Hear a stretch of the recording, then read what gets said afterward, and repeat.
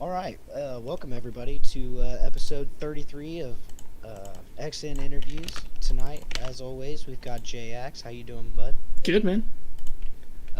Yeah, dude, you want to go ahead and introduce our special guest this evening? Yeah, man. Today we have a really special guest. The creative and art director of Kabam is Gabriel joining us today. Hi everybody, really happy to be here. Awesome. Thank you for joining us, and we'll go ahead and get started. So, what was your introduction to Marvel? My introduction to Marvel.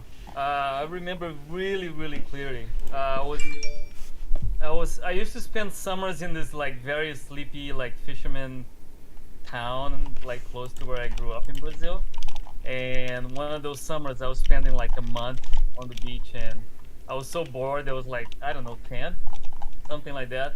And I was walking around and I found the only like newsstand in the whole little town, and they only had newspapers, but they had one comic in there.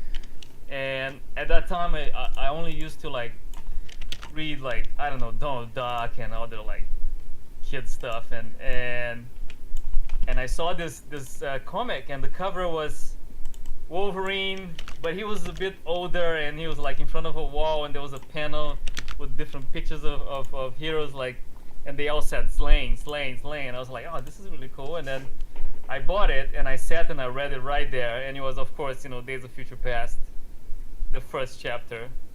And of course, I heard the superheroes, and I read some stuff here and there, but when I read that, and I was like, oh my God, is this allowed? Like, all those heroes are dying, and this is really dark and really cool, and that was it. John Byrne and Chris Claremont. I was completely hooked, and from now on, I started reading everything. Very nice.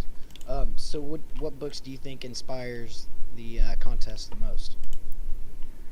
A bunch, we all brought from the teams. That we have a bunch of people in the team that are super Marvel fans, and others that only know the movies and they're more like superficial, but they love the same way. But for the people that started the contest, we all brought our own little fandoms into the whole thing. Of course, the Contest of Champions is inspired by the original Contest of Champions, but only in name, basically. Like we didn't take any cues from the original story, which is, I don't know if anybody from Marvel is hearing me, but it's not the greatest story. That original Contest of Champions.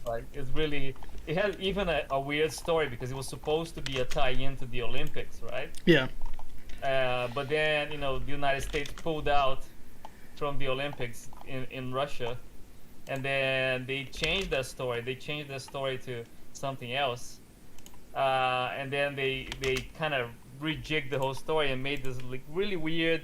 But there was something there that people kind of gravitated towards. Maybe it was because he joined all the heroes together for the first time, So there was something there. But when we created the Contest of Champions, I remember talking about what the story would be. The first story that we wanted to do was Secret Wars, right? Because for me, for other people, that was the story that really changed a lot of Marvel for us. It was a great story, the original one with the Beyonder and Doctor Doom and all the different teams and this weird planet. But at the time, Marvel said, no, don't do Secret Wars because we're gonna reboot Secret Wars and we're gonna do something different. So we don't want people to do anything with the old one until we release the new one. And they say, what about the Contest of Champions? And I was like, oh my God, this is a really good idea. So that's a really weird kind of like, that's why there's a lot of Secret Wars still in the Contest of Champions, and even more when we released Realm of Champions, right? All the story that it was the story that we wanted to tell, of people stranded in this place and forced to fight and forced to build new relationships. So I think Secret Wars, in a way, more than the Contest of Champions, is the story that inspired the root of the Contest of Champions as we see it now, and in the universe that we're building, because we're still expanding on it, right, and making it bigger. Yeah. Okay. So, Stan Lee always says Marvel has always been and always will be a reflection of the world outside of your window. How have you guys applied that to in your own way in MCOC? Well, I think we try to do like, sometimes we look at the story and we go like, oh, I've been telling this story for like 6 years now, and it's all set up in a galaxy far away. And people live in asteroids, and like, how can you survive in a place like that for 6 years and only be fighting all the time? So we always looking for, stories that reflect what's going on in the world and what we think about the world and future and past, and kind of ignore a little bit that they're in this weird galaxy, because otherwise it'd be really boring, right? They'll be just fighting, fighting, fighting. And so even if you read the dialogue, you see there's a lot of cool stuff there that the writers put in. So yeah, it doesn't matter what the set, what the geography of the place is, or the situations. We always try to find something human, right? That's what Stan Lee really wanted to do with those crazy, colorful characters, is to reflect people's, real situations. And if you go too out there, and people stop connecting to it, and that's why we, a recent example is the cutscene for the Purgatory story, right? I wanted to do something. When I proposed that to the team, it's like I want to do something that has nothing to do with pushing a cliffhanger for the next villain, or a big threat or something, or violence or anything like that. I just wanted to like have two characters having dinner, and having a cool conversation. And even if they're floating in an asteroid, and they try to do their best to make their lives be normal and talk about little things like food and their background. So I'm really happy with that one, and we want to do more like that. So what characters have you had the most fun working with? Uh, well, the originals, the originals are always my favorites, because there's so much work involved in them. Some other characters like that we know how to do because they have so many stories in the comics or the movies, so there's already a template to them. They're always fun, but the ones that we have to start from scratch and convince Marvel that they're worthwhile characters for their universe, because Marvel doesn't treat them as game characters, like I said so many times before, right? They don't say, oh yeah, let's put a cool fighting character here and that's done, right? Every time we create a new character, he has to go through like a lot of different process, like, a lot of different approvals by creative people Marvel has this council of people in New York that approves everything, all the new characters that get in their universe. So it takes a while, for Purgatory or for Aegon or for all the different characters that we created. It was a long process, and every time they said it's approved, now this guy is like a new character for the Marvel Pantheon, it's always so satisfying. You go, okay, so one day a good writer can take this character and make a mini series, or become a TV show or a cartoon or even a toy. So I think there's no comparison, right? I think closer to that would be some of my favorites, like the Silver Surfer, or people like that. And as I become busier and busier with like different projects, I start leaving some of the concepts of the characters, which I used to do all of them myself, because you know I'm greedy. So but now like I have a team, and like they do concepts and stuff, but every once in a while I just go, oh my god, this character, I love him so much. No, I don't want anybody else to do it. Like, so people like Doctor Doom, and I really wanted to get my hands dirty again and do it myself. So there's characters like that I really have like a special relationship with. Like the Fantastic Four was like that, you know, all the initial characters of the Fantastic Four, because it marked my childhood so much to read the Fantastic Four, that I wanted to do, you know, those characters right and present it to Marvel. Say, hey, this is how we want to introduce the Fantastic Four to Contest of Champions. And we had like this huge plan already written, like 2 years of Fantastic Four stories, and that's where it's gonna go. We have the trial with Richard. Every month will be a different character, and the Silver Surfer will be the thread between them. And we created that trailer. You know, that trailer, I wrote that myself, and I also storyboarded myself, because I wanted to be like a, you know, like a Stan Lee John Buscema classic. You know, I wanted to read like a comic from the '60s, like with the monologue of the Silver Surfer, and the poetry, the space poetry that the character has. So I had to do everything myself in those ones because I really am passionate about what I think those characters should be. But the originals, there's no competition, right? They're kind of our babies, so we treat them really well. Sure. So how happy are you that Guillotine won the vote? I'm pretty happy. I'm surprised too. I'm surprised because there's so many different people that vote, that love specific characters, right? And I was rooting for her, but I think we're gonna do pretty much every character given time, Yeah. Oh, nice. So we're gonna get there, and I was super happy.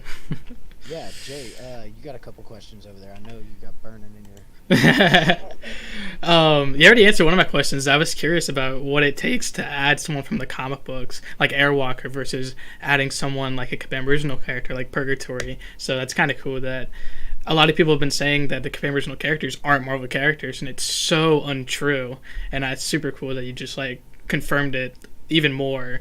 I remember watching the Aegon, presenting Aegon from New York Comic Con, and you and Bill Rosen, man, were talking about how the long process of creating Aegon and adding him to the Marvel Universe. So that was just so cool.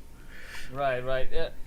It's interesting because Marvel games specifically, those guys are all true believers, like they say. Some of those guys came from publishing and they've been in the company for 20 years, so they know about Marvel characters, right? But they also want to expand what a Marvel character is. In the beginning, it was just Jack Kirby, Stan Lee, Steve Ditko, and then a handful of people were allowed, quote unquote, to create a new Marvel character. But now there's generations of fans and creators that know what a Marvel character is, and if given a chance, you see Cat Murdoch, the characters that she does is they're amazing, right? So who can say those cannot be a Marvel character? It's just a stamp, this is an official Marvel character, right? But for the fans, they mean so much. And if you spend enough time with those characters, like you spend with contest characters, they become very near and dear to you, right? You play with those characters every day, sometimes more than comics, right? Yeah. So Marvel really wants that, and they really want people to relate with those characters, and being part of the universe and being able to use those characters in different media is part of their plan too. If those characters rise to the top, you talk about DC and you talk about what's her name that came from the animation, Harley Quinn. She didn't come from a comic. She came from an animation, but everybody loved her so much that she eventually became part of everything. So, and that's all the cases too. So, a game is as creative and is as interesting and as exciting as any other kind of media. And I really don't care where it comes from. A good idea is a good idea, right? Yeah, no, that's awesome. I mean, even Kabam Originals, not even just themselves being into the comic books like Guillotine. You even have Civil Warrior influencing Hydra Supreme. You have even Symbiote Supreme influencing the comics, most recently with Heroes Reborn, with Nighthawk getting the Eye of Agamotto and the Venom symbiote at the same time. So it's so cool that that Kabam have this influence on the Marvel Universe. I guess some of those creators must play the game. So, it's cool because we get influenced by them. They influence us. We influence them. It's a big I think it's the greatest creative collaboration in the history of humanity. So many thousands of people around this idea. That they have a few things that need to be said, right, about humanity, about heroism. But now they're universal, right? All the heroes used to live in Manhattan and be of a certain ethnicity or, live in a certain neighborhood. Now people grew up with Marvel and they can make Marvel a little bit more what they are. And once some of those people become comic creators or game creators or movie directors, they start infusing their own sensibility to it. What greatest example than Taika Waititi, right? The guy from New Zealand, he changed Thor forever. Thor is a different character because of him. He made Thor a much more interesting character in the movies. The first two movies were good, but after Ragnarok, and can't you say that guy like is a Marvel like creator through and through? Like he is, right? Oh yeah, I love Ragnarok. It's one of my favorite MCU movies. And yeah, so it's all good, as long as it's cool and exciting and colorful and touches people's hearts, and that's what Marvel is. So, who is one character that you've always wanted to bring to the game that you just haven't yet? At this point, now that we have more than 200 characters, there is a few. Mystique is one of them. Yeah. Sure. We still couldn't find a way to do her right, but we will. We also have this joke about Sandman too, because at the beginning, Sandman, of course, is one of the characters we would have done a long time ago, because it's so important to Spider-Man villains, bro. But at the time, we go like, how do we do this? It's technically too hard, and it kind of became like a truth that nobody challenged it. But then when we revisited it, we said, okay, now we can do Sandman. We've done much harder characters, so now Sandman is like, yeah, of course it's coming, because Oh, nice. now we can do it, right? Yeah. So a lot of characters get unlocked by new technology now that we know how to do it, But shape-shifting is a bit different because it required a bit more, like, it required more models to be loaded, so it's more of a question of game design to how many characters can she transform into, or maybe just like we load a few more characters and that's what you can do, or maybe it's only the characters from your team. So there's a lot of Whoa. questions around that character. There's not only art, Wow, yeah, you just answered them. Like, I had a big question about, like, we call it the Forbidden Three: Quicksilver, Mystique, and Sandman, because I've been told, like, on many occasions that it's, it is a game. It's a game engine. Like, it's a constraint on what the contest couldn't have done before. So you confirming that Sandman, that you have the technology to do now, and Mystique, I get one day once you're able to do that, and same with the scrolls, I'm assuming as well, which is really dope. Yeah, and Sandman, Mystique, and Quicksilver, for me, it's not too hard, because Injustice done it with Flash. Yeah. And it's like, so we cannot do that character. He cannot be as fast as he is, because it's unfair, right? Yeah. That's the big thing of a fighting game, is we have to have a little bit of balance, or a lot of balance, because there is unbalance in the Marvel universe. So if Thanos fights Black Widow, we still can have a fight in there. So it is unfortunate that we have to like make some characters not as powerful as they are in the comics, but it's the price of the kind of game it is. You got any more? You got a couple questions over there, Jay? CT has a question. I don't know if you saw this in chat, but it's the Contest of Champions variant for House of X, and he desperately wants to know if you know anything about this comic book variant. What? It's the MCOC variant cover of House of X, issue 1. If I know about it? Yeah, because it was made by Pepe Lores, but it was supposed to be published, and it seemed to have never done. What, wasn't it published? But Or released. It wasn't released. It's never been released. I think the marketing, it was something that we created together, right? So I talked to Pepe and said, like, that's what, I told him what I wanted in the cover. I kind of directed a little bit and let him do his thing, right? Mm-hmm. So I know about the cover. Yeah, I remember. But as far as publishing it, I think it was a limited. Only release it in a few places, or for some marketing thing that I don't know how it works. I know it's out, but I don't know how they're gonna use it. How like if to give it to fans, or they plan to do it in conventions, but it never happened. I don't know. Okay. But yeah, I know about the comic, and I love Pepe's work.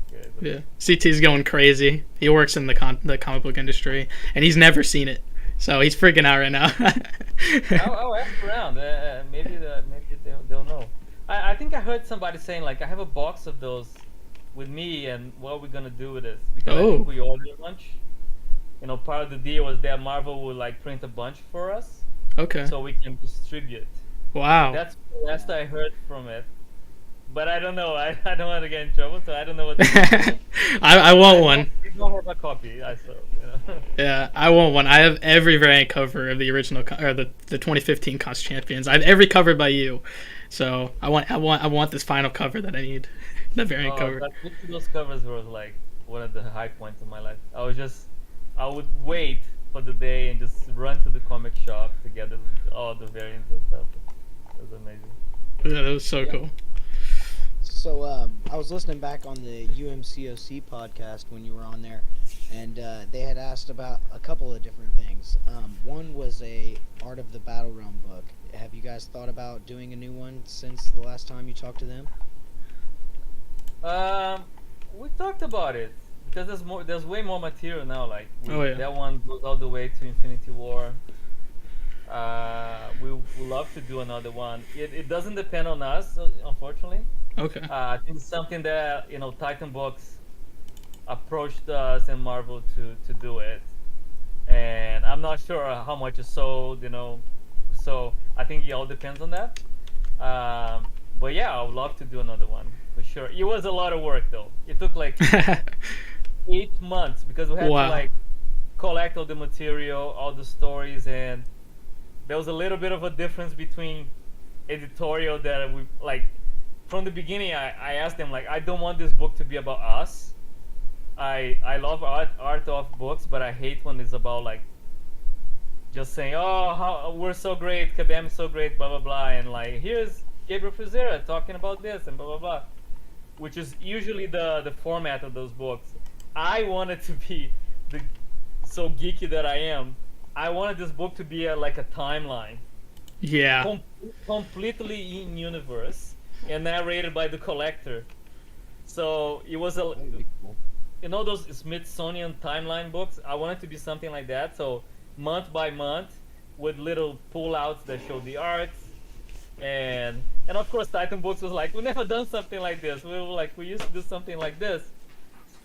So it was a big conversation, and in the end, they're making the book, so we end up making something more like that, but with a lot of lore in it, which I was happy about. So I loved it. I've read it so many times. Yeah. Another thing that you guys were talking about was another comic book series. Have you guys thought about another Marvel Contest of Champions comic book series? Well, yeah. But again, it's not up to us; it's up to Marvel, right? And I think depending on the editorial, direction that they want to take, they usually do more of those things or do less of those things, right? And because of the MCU is so big that there's a lot of will to follow the MCU in some of those series. Like for example, if Black Widow is coming out, I think they want to do a series about Black Widow, etc., etc., and maybe if a new game comes out, they will do a series, but then they will move on to something else, right? Yeah. So it depends on the publishing side, which is like a completely different area of the company. They have their own directives there. I do like talk to them every once in a while. I bug them quite a lot about that. Like, hey, have this new story. Like, how cool would it be if we do this and that? And I talk to Al a lot, Al Ewing. Yeah. And he would love to come back to this universe. He's a big fan of Contest of Champions, and he's a gamer, and he loved writing that comic. For him, it was a lot of fun. So we always talk like, what if we do this and that, and of course we end up putting a pitch together for a Guillotine solo series, and that went nowhere. But you end up in the hands of the editors, but. At the time, they said, we're looking, at this time we just want to do like well-known characters and we don't want to risk it in new characters, blah, blah, blah. And then they might not know like how popular Guillotine is and the amount of people that actually love that character, which I think is unfortunate because I think they will have a lot of readership from just the people from the game that love that character and want to see something, a different kind of storytelling, right? So one day, who knows? Yeah. So with the MCU being as behind as it is, how has that affected you guys with your planning at Kabam? Sorry, like I missed the first part. Okay, so with the MCU being as behind as it is right now, and you guys trying to catch up, or them trying to catch up, I'm not really sure. How does that affect your planning at Kabam? Yeah, it affected quite a bit. I think everybody got affected by that. Like it's, we like to do things way ahead of time for contests, right? A character takes about 10 to 12 weeks to make. So, and a character comes with a story, comes with an event, and comes sometimes with different events that need like a lot of design on top of. So, if we're planning for a Black Widow event 6 months from now and the movie doesn't come out, it does affect. So. It, and if you do the math, you know that there's other movies in that line that got pushed out too. So yeah, so we had to do a little bit of a rejig of a lot of the months, and Marvel Games helps us a lot to try to figure out like, oh yeah, but sometimes they don't even know, right? Because it's a pandemic, right? Who knows for sure, right? Even the Marvel movies was like. It's like a policy of let's wait and see because we don't know if the movie theater is gonna be open. So it was a domino of like falling. Like it was really weird for a while there. But of course, we always been like a comic book first game. So we had tons of characters that we want to release and tons of characters in our list that we can just push down the line and do those instead. Or of course, we can always say, hey, we want to do Shang-Chi, and if the movie doesn't come out, we're forced not to release those characters, or we can do a comic book version of Shang-Chi that just came out, which is similar enough or a little bit inspired by what the movie is gonna be, and then use that one. And instead of using the villain of the movie, which is still under wraps, let's do Mr. Negative, which is another character that is really cool and became really popular because of the Spider-Man game. So we can do things like that. We can still release the character, but in a version that is allowed, so we don't, leak stuff from the movies, right? For sure. Jay, you got a couple more over there? Yeah, so you talked about a Guillotine comic book with Marvel. I would love to see. But you've kind of said on Twitter that you made an Aegon comic book just for fun. Is that something you'd ever release? Well, maybe, but that I did because I'm crazy. I just not because I had any intention to like propose it to Marvel or anything like that. Because Aegon is a character that is connected to the Contest of Champions, Correct. right? He lives there. So to release that character as a separate character, as a solo character, be a little bit of an ask from the readers, like because you have to know about the backstory of the contest, and Okay. so I just did it because I love that story so much. And the problem with Aegon, which like breaks my heart, is that I wrote that character as a pacifist, and he's forced to fight. Yeah. Right? Yeah. Because it's a fighting game, and at first I want this character to be just in the story, and you fight him once, and then you never be able to like actually get him from crystals, and then he'll be just there like helping Karina, right? But then of course the company will think like, are you crazy? We're gonna like work in this character like for months, and then you're not gonna release them. And they're right? We have to make money, but it breaks my heart conceptually that character is forced to fight. I love. So I love the character a lot, and I think the background. I do have more characters in that universe that I concepted it, and I wrote the backstory for it, and so it's more than Aegon. It's a whole thing about his civilization and what happened to his civilization after they left. Because if you remember Yes. the backstory, they all left and left him behind, and they went away with this big like generational ship to like colonize some other place. But if you know anything about the Battle Realm, there's no exit. Yeah. I was always been So- curious about that. Yeah, they either gonna have to stay in, or they gonna hit the wall or at some point. So I tell that story, and I tell a story about some other people from that civilization, and there's a lot of interesting little tidbits that But if I tell the story one day, you'll be in the game, and then we can release those characters too. That's awesome. Yeah, that's super cool. So have you thought about bringing anybody from Aegon's universe into the contest? Yeah, that's what I just said, right? Some Yeah. of Sorry. some of the I created like a cast of characters that you might see them in the story, or maybe there are some other characters, right? So Okay. yeah, there's some interesting stories right there, and we also have like way back when we released the Inhumans, that the motion comic that shows a little bit of the backstory of his race, and so there is more there than just Aegon for sure. Yeah. I've seen a couple people ask about Project Genesis. Okay. Is that a What? firmware update? I don't know. What's that? I don't know. I don't know either. I don't know what that. That Okay. sounds something like something from Star Trek. Yeah, that's. Oh, it's from a roadmap apparently. Oh, okay. Oh yeah, no, I seen the roadmap, and there's so many good things on that roadmap, but I don't memorize. I'm really bad with names, so I might have seen this thing. I don't recognize it. What we are, yeah. I don't recognize it either. I don't remember the code names, but it's incredible how the team, even 6-7 years in, is still adding features to this game, and they're acting like they just released the game. It's incredible. Like, all the stuff I seen is gonna revolutionize this game like so many times. It's incredible. Like, it's yeah, they never rest on their laurels, and that's why the game is still like alive and well, and doing so well at at year 6, right? Because those people never sit and say, hey, that's it, now we're just gonna release content. No, they always want to.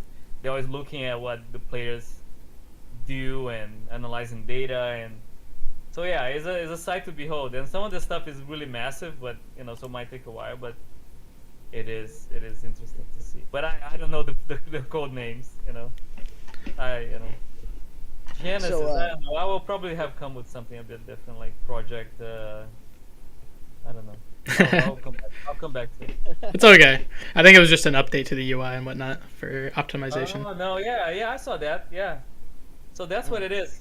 See, like, I'm so bad with names. Somebody told me, like, the lead came to me like this week and said, Project Gen is blah blah blah, and I was like, I don't know what you're talking about. I'm like, oh, the UI update. You saw the layouts and stuff. Oh yeah, that's great. But then I forgot already. See, like Okay.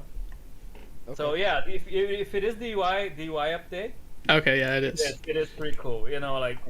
Because visually, I think we need a refresh in some of the stuff.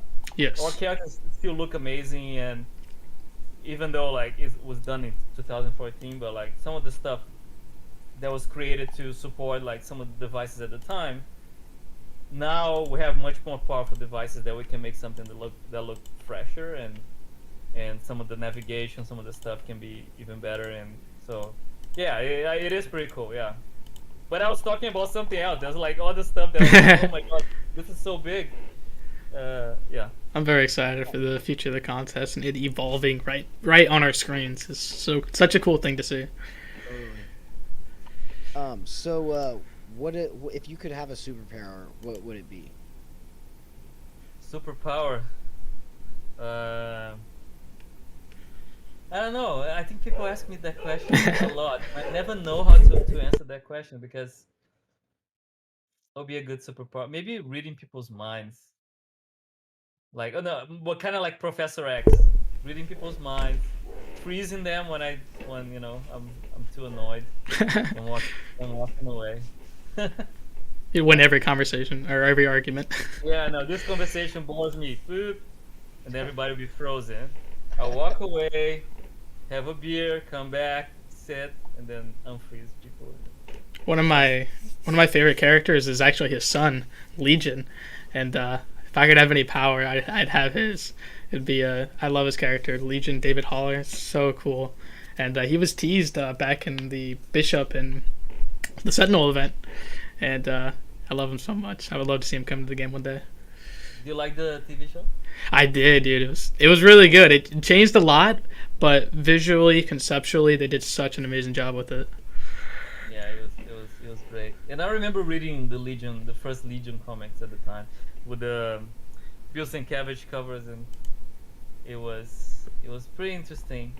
I'm a X-Men kid, like Yeah.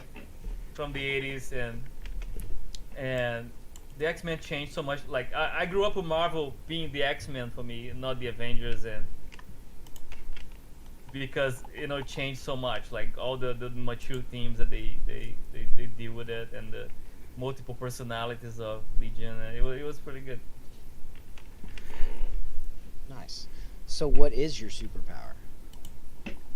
What is my superpower in real Yeah. life? Yeah. My superpower in real life, that's so hard. Somebody asked me that the other day. Like for real, like what do you think is your talent, right? I'm pretty good at coming up with names for things. Uh, is there a mutant power? That would be the most useless X-Man in the world, like Namer.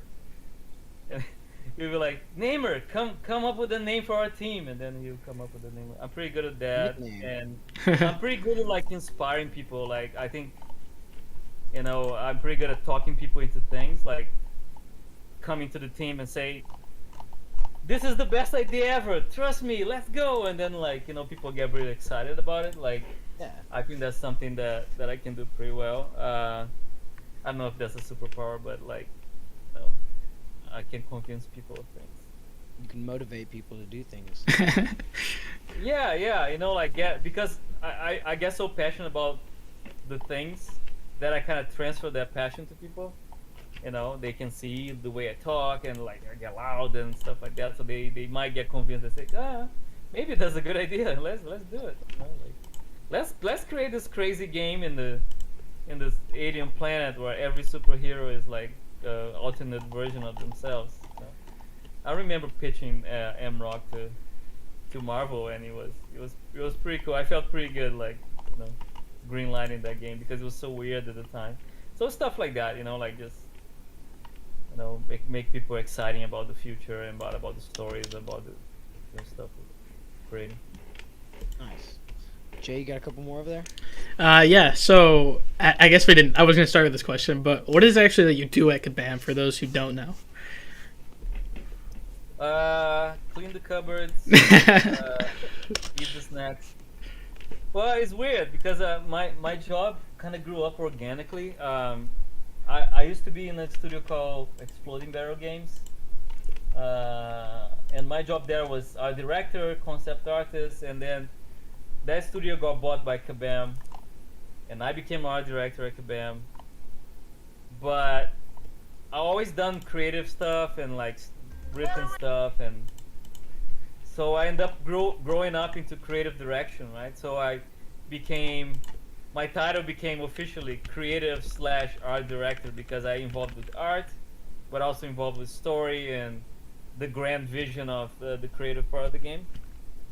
So that's basically what I do. But like in my day-to-day life, like I still very like hands-on with art because I like to do it. I like to draw. I like to write. So I still do a lot of that. But more and more, I'm just like guiding people, doing the creative direction for like, and say, hey, like in a year, like this is where I think we should be, in the story, like, or I think that create some roadmaps for the creative. Let's say, hey, this month is gonna be this theme, this month is gonna be this theme, but I've been focused a lot of on Realm right now because it's a game that needs to grow still into what Contest is. And in the contest, I'm more like I do brainstorming with the quest team and talk about the events, the story events.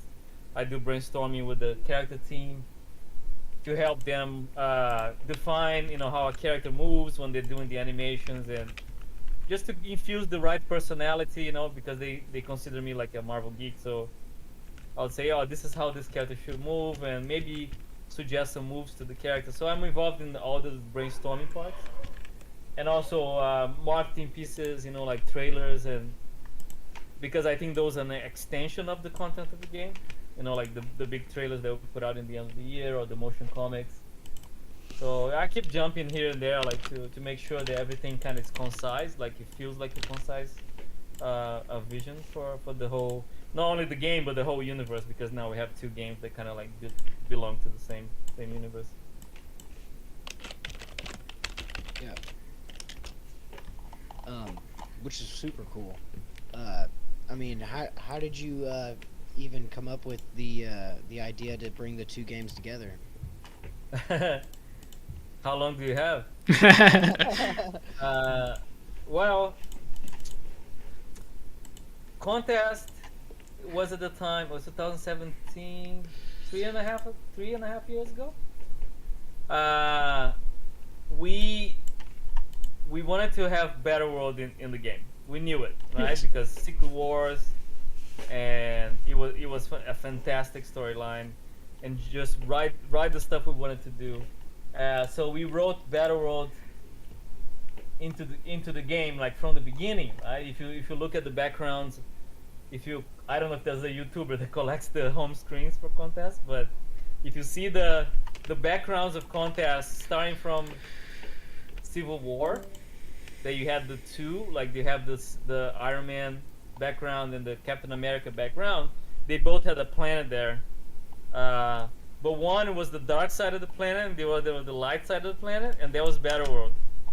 And throughout the different like storylines of 2015, 16, 17, we start showing Battle World coalescing in the background, right? And meanwhile, all we went to the comics and made the Maestro remake Battle World in that comic. So we're kind of synchronized, right, in the stories.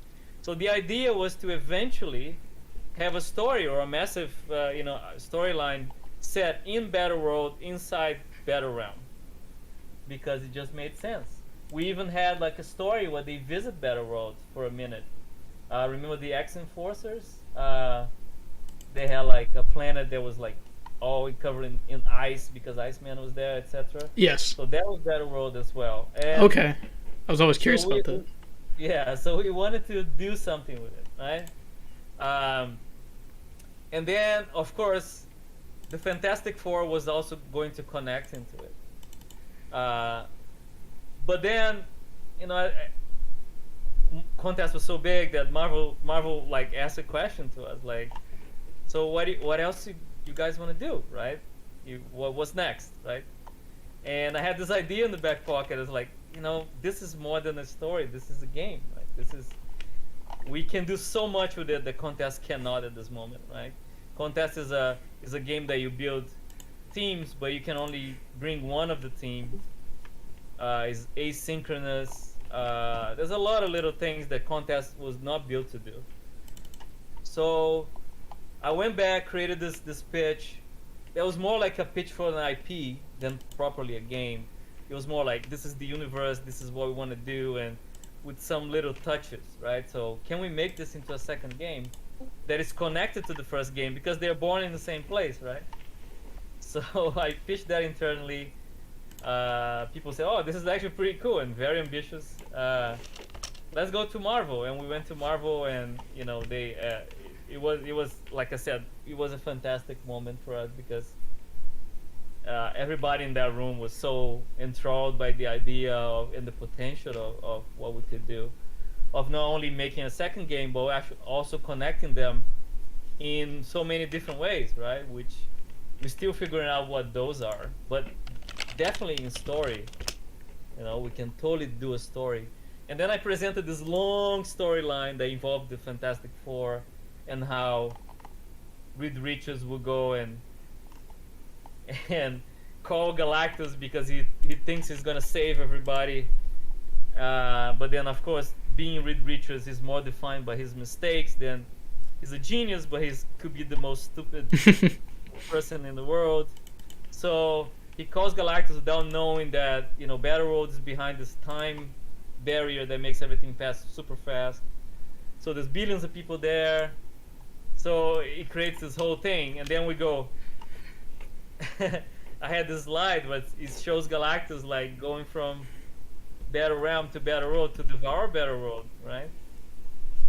and I at the time proposed without knowing what I was saying, how big this could become, that eventually you will want the two games to fight. You know? Okay. It sounds like an amazing idea, but like, how do we even do that, right? We have two different, completely different games. So we don't know if we're ever gonna do that, but conceptually, story-wise, it feels amazing to me that we can have something like the Incursions were. You know, we have two groups of people. They're not, none of them are the villain. They both have their points of view, fighting because one sent Galactus there to devour the planet. So we have all this really cool conceptual story ideas. Of course, to build something like this is kind of crazy, but so yeah, and the people got really excited. Well, let's build Realm of Champions, and the rest is history. We started building the second game, and now it's out, and we're starting to build this completely different thing.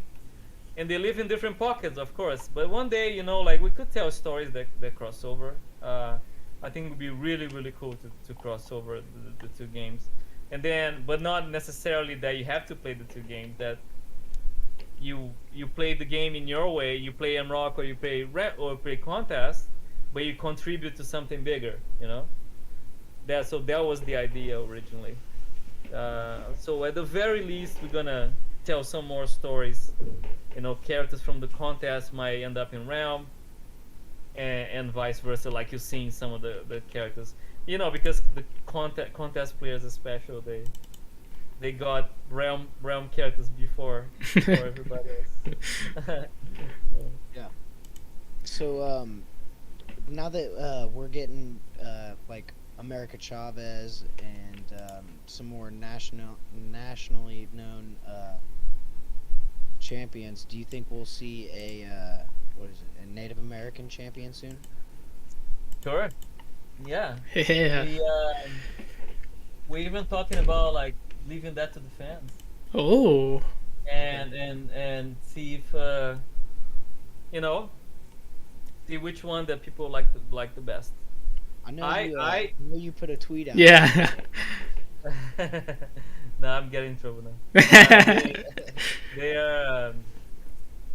I have my favorites. A lot of people like Forge or Warpath. That I'm partial to Kushara. What's the name? They appeared in the Doctor Strange and the Sorcerer Supreme, the recent one. Okay. What's her name? She rides a flaming horse. Is it Kushara? Kushala. Yeah, that's her name. Okay. Yeah, just Kushala. She's amazing. She looks super cool, and then come on, a fire horse. That would be something super cool. to challenge our team to do. I can see our lead artists just like their heads are blowing right now. Just, I'm not gonna do a horse. It's Ghost Rider all over again. Yeah. But yeah, I love her. I love Forge. There's a lot of Native American characters that in Marvel that are really good. You have a favorite? I like. Warpath. Yeah, I agree. I like him, man. Specifically his axes. Gotta say, those are nice. We always think about powers and what kind of powers that we haven't done or we haven't done a lot, or maybe we haven't done quite right and we can have a second stab at it. So. People like Warpath, for example. I like the character, but I don't think he would be a great fighting character because what are his powers, right? He's strong and maybe he has a knife, but so he's not the greatest. But people like Kushala, they're like she's a mystic. She can do a lot of different things. It gives a lot of possibilities to the designers to do different things that we haven't done before. Forge too, what kind of powers he could have in the game. Yeah, creating machines, a weapon or something. Yeah, right. That would be cool. Jay, you got a couple more over there? Yeah, so we're talking about America Chavez and Hercules joining the game next month. I'm very curious on what are they doing next month? Why are they in the battle realm? Is that something you could share with us? Well, America Chavez can punch the multiverse. So that's given. Yeah. So yeah, she will punch her way into the game. Hercules, I think Hercules is an interesting character. One thing that I suggested to the story guys that we do is that Hercules end up living with the Hyperion and Howard the Duck. So it creates a little bit of a triangle there. The Howard the Duck start paying too much attention to Hercules, and Hyperion gets a bit jealous, and so it creates interesting possibilities for comedy because he can be a funny character. The motion comic is really funny. I think it will show some the tone that we want to take with the character. Wow. The state of the battle realm, I actually put Hercules right next to Hyperion. So that's so crazy that you said that, because I didn't even think about that. Yeah, confirmed. Yeah, let's go. Wow, no one put Hercules there. I was like, everyone was telling me put him somewhere else, and I was like, dude, I feel like he goes right there. I don't know why, but I feel it. So that's awesome, man. I'm excited. I love that they just have a crib in the battle realm. Yeah, they do. Like as I said, people after 6 years, you're not gonna just fight. You're just gonna try and build a home and Yeah. Jay, you got a couple more over there? Yeah. So we know the known battle realm. Is that something you want to keep expanding on, or even release a new map, kind of how you did with the state of the battle realm? Yeah, we just created a new spreadsheet. Yes. To kind of list the new locations that we talked about in the recent stories, and we're gonna clear some of those question marks there. Yes. And also expand a little bit. I think this map is gonna be updated a bit. Awesome. I've been waiting so long. I've been so curious because I've seen, like, if you go back to the Scroll Gore event, you can see the map has like less question marks. So I'm so happy that we're getting an updated map. Yeah, the thing is, like, this is one thing that I done myself again because like I'm a crazy geek. So nobody asked me to do this. I was just like, one day I was going to do a presentation, and I wanted to present to people like what the battle realm actually looks like. So I spent a couple of nights just hammering things around, and at the time nobody knew where Battle World was and how everything worked. So I did that map a long time ago. It was not part of my job, but I ended up doing it. But now I have to find time to actually update it because it does take a long time. This file is it's like 5 gigs or something. Oh wow. Same with the big map with the characters, right? The state of the battle realm. It's getting bigger and bigger. Now there's no more space, so the next one needs to like have more space. That's awesome. I like the MROC map too. How it's kind of like it's foggy around it's foggy surrounding what you already know is there, but it's slowly becoming less foggy. It's something that I think is really cool as well. You seen the new one on 4.0? We actually added some new lands. Yeah, I did. It looks very very cool. Yeah, all those places have names and stories, and even if people never see them, we write them because it just makes the world so much more interesting and informs everything else, right? If you create a new weapon or a new character, you know where he or she come from, and then you can write a good backstory and even design the character's costume and the way they act so much better if you know they come from a world that's fleshed out. Nice. So have you guys thought about doing any sound-based characters? Yes. Like you're talking like Banshee or Songbird, yeah. for me, it was like Crystal was no, not Crystal. What was the disco girl from the X-Men? Dazzler. Dazzler, yeah. Dazzler was the first one we talked about, but I want to do the disco version. Yeah, sound. I don't know why we never done a sound character. There's not that many, right? Yeah, there's a good bunch, but it's an interesting mechanics. specifically. Yeah, we do have Black Bull, but I feel like that type of thing's not fleshed out. Songbird, maybe. Yeah, yeah. We had a Kabam Spinks on. She was very, very big Songbird fan. Yeah, no, we eventually we're gonna hit all those characters, right? Because Marvel has like a lot of characters, but only I don't know a certain percentage is actually loved by a group of people, right? And sometimes like the Dazzler fans never got any love. We'll do it, right? We have 2 characters a month, and the game will last like 20 years. We're gonna do most of those guys. Nice. Jay, you got any more over there? I got a lot, man. I'm just going down the list, so we're gonna bounce all over the place today. Okay, so this is an interesting question. You kind of talked a little bit about it earlier, but how has the dynamic between you, Kabam, and Marvel changed since the start of the game? Because I heard something about the base characters and about outfits and whatnot, and how has that changed today, 6+ years later? Well, those guys are my brothers and sisters now. They're part of the team as much as anybody else. I even called them to come here and listen to the interview. Aww. If you guys are here, hi everybody. Peter, hi Tim.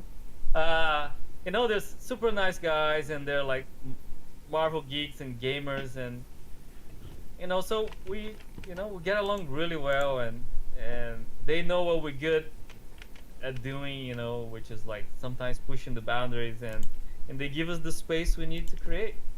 In the very beginning, it was different, right? Because we pitched the game. It was initially not. I wasn't involved in pitching the game. I just created an image, right, to sell what the game would look like at the time. But I didn't go into the room and talk to them. But it was a business decision, right? The company at the time wanted to make a fighting game, and with a license, and what better than Marvel, right? But then as soon as it landed in our laps, the people in the office that love Marvel so much, they became so much more. But we still had to prove ourselves. Right? We still needed to first prove that we could make a fighting game, something that we have never done before at the time. And we wanted to do something that was a mobile fighting game, not like a port for something else, not like a virtual joystick or anything. We wanted to do something that was really simple to play, and took advantage of the touch screen. But and also like that we knew what to do with the Marvel characters at the very first couple of months, and they gave us a list of characters that we could touch and a bunch of characters that we couldn't, because they were very suspicious of how much we could do with those characters, how respectful we could treat those characters. And I remember being very, very frustrated at times because I'll go like, oh, I want to do this version of the character. Then the team would say, no, you have to do this version of the character, right? Because that's how protective they were of the brand. So, and it was a completely different team too. It was not the team that is a Marvel game now. So we had to like build the relationship and do the concepts and show them and talk to them. Look, this is from this run that I remember reading, blah blah. That's why he looks like that. And so they start looking at us and okay, those guys know what they're talking about. So and then as soon as the new team came in, on the Bill Roseman, and Bill is just like a gem. He's like he's a guy that loves Marvel so much that, especially Spider-Man, and he came in and he wanted to bring the sensibility to publishing and say, hey, instead of games copying something else, why not leave them to do what they do best, right? And Contest was like, I think Contest at the time was the test case for that. It was the game that was up and coming and being mobile. They didn't do console at the time, but there was a lot of freedom to experiment because mobile is agile. You can just change things if things don't work. they let us do a bit more, and one day I was like, you know what, I'm gonna try and pitch a couple of things. So I'm gonna pitch this. I had a dream, no kidding, of a mixture between Deadpool and Venom, and I had no idea there was something like that in the comics, right? Yeah. Because apparently it only appeared like in one story, like an alternate. It was a what if. Yeah, so I woke up and drew it, and I sent it to them, and they were like, "Oh my god, this is actually pretty cool!" Like, and then first I did the Maestro. I at the time it was Sam Humphries, right, writing the story, and I talked to Sam like, Sam, I want to do this Maestro like different. I want to make him like wear like this cool suit like that mixed like Iron Man with parts of Ultron, and with 2 Infinity Gauntlets. They had like, so little by little they start letting us do those things, and every time it was a hit, and they'll go, okay, those guys really like that's their vocation to push the envelope and do something cool. And I started designing the Grandmaster for the comic, that I just saw somebody posted there, and so I started feeling more confident that I could do those things without breaking anything. There's a lot of like redesigns that people don't even know that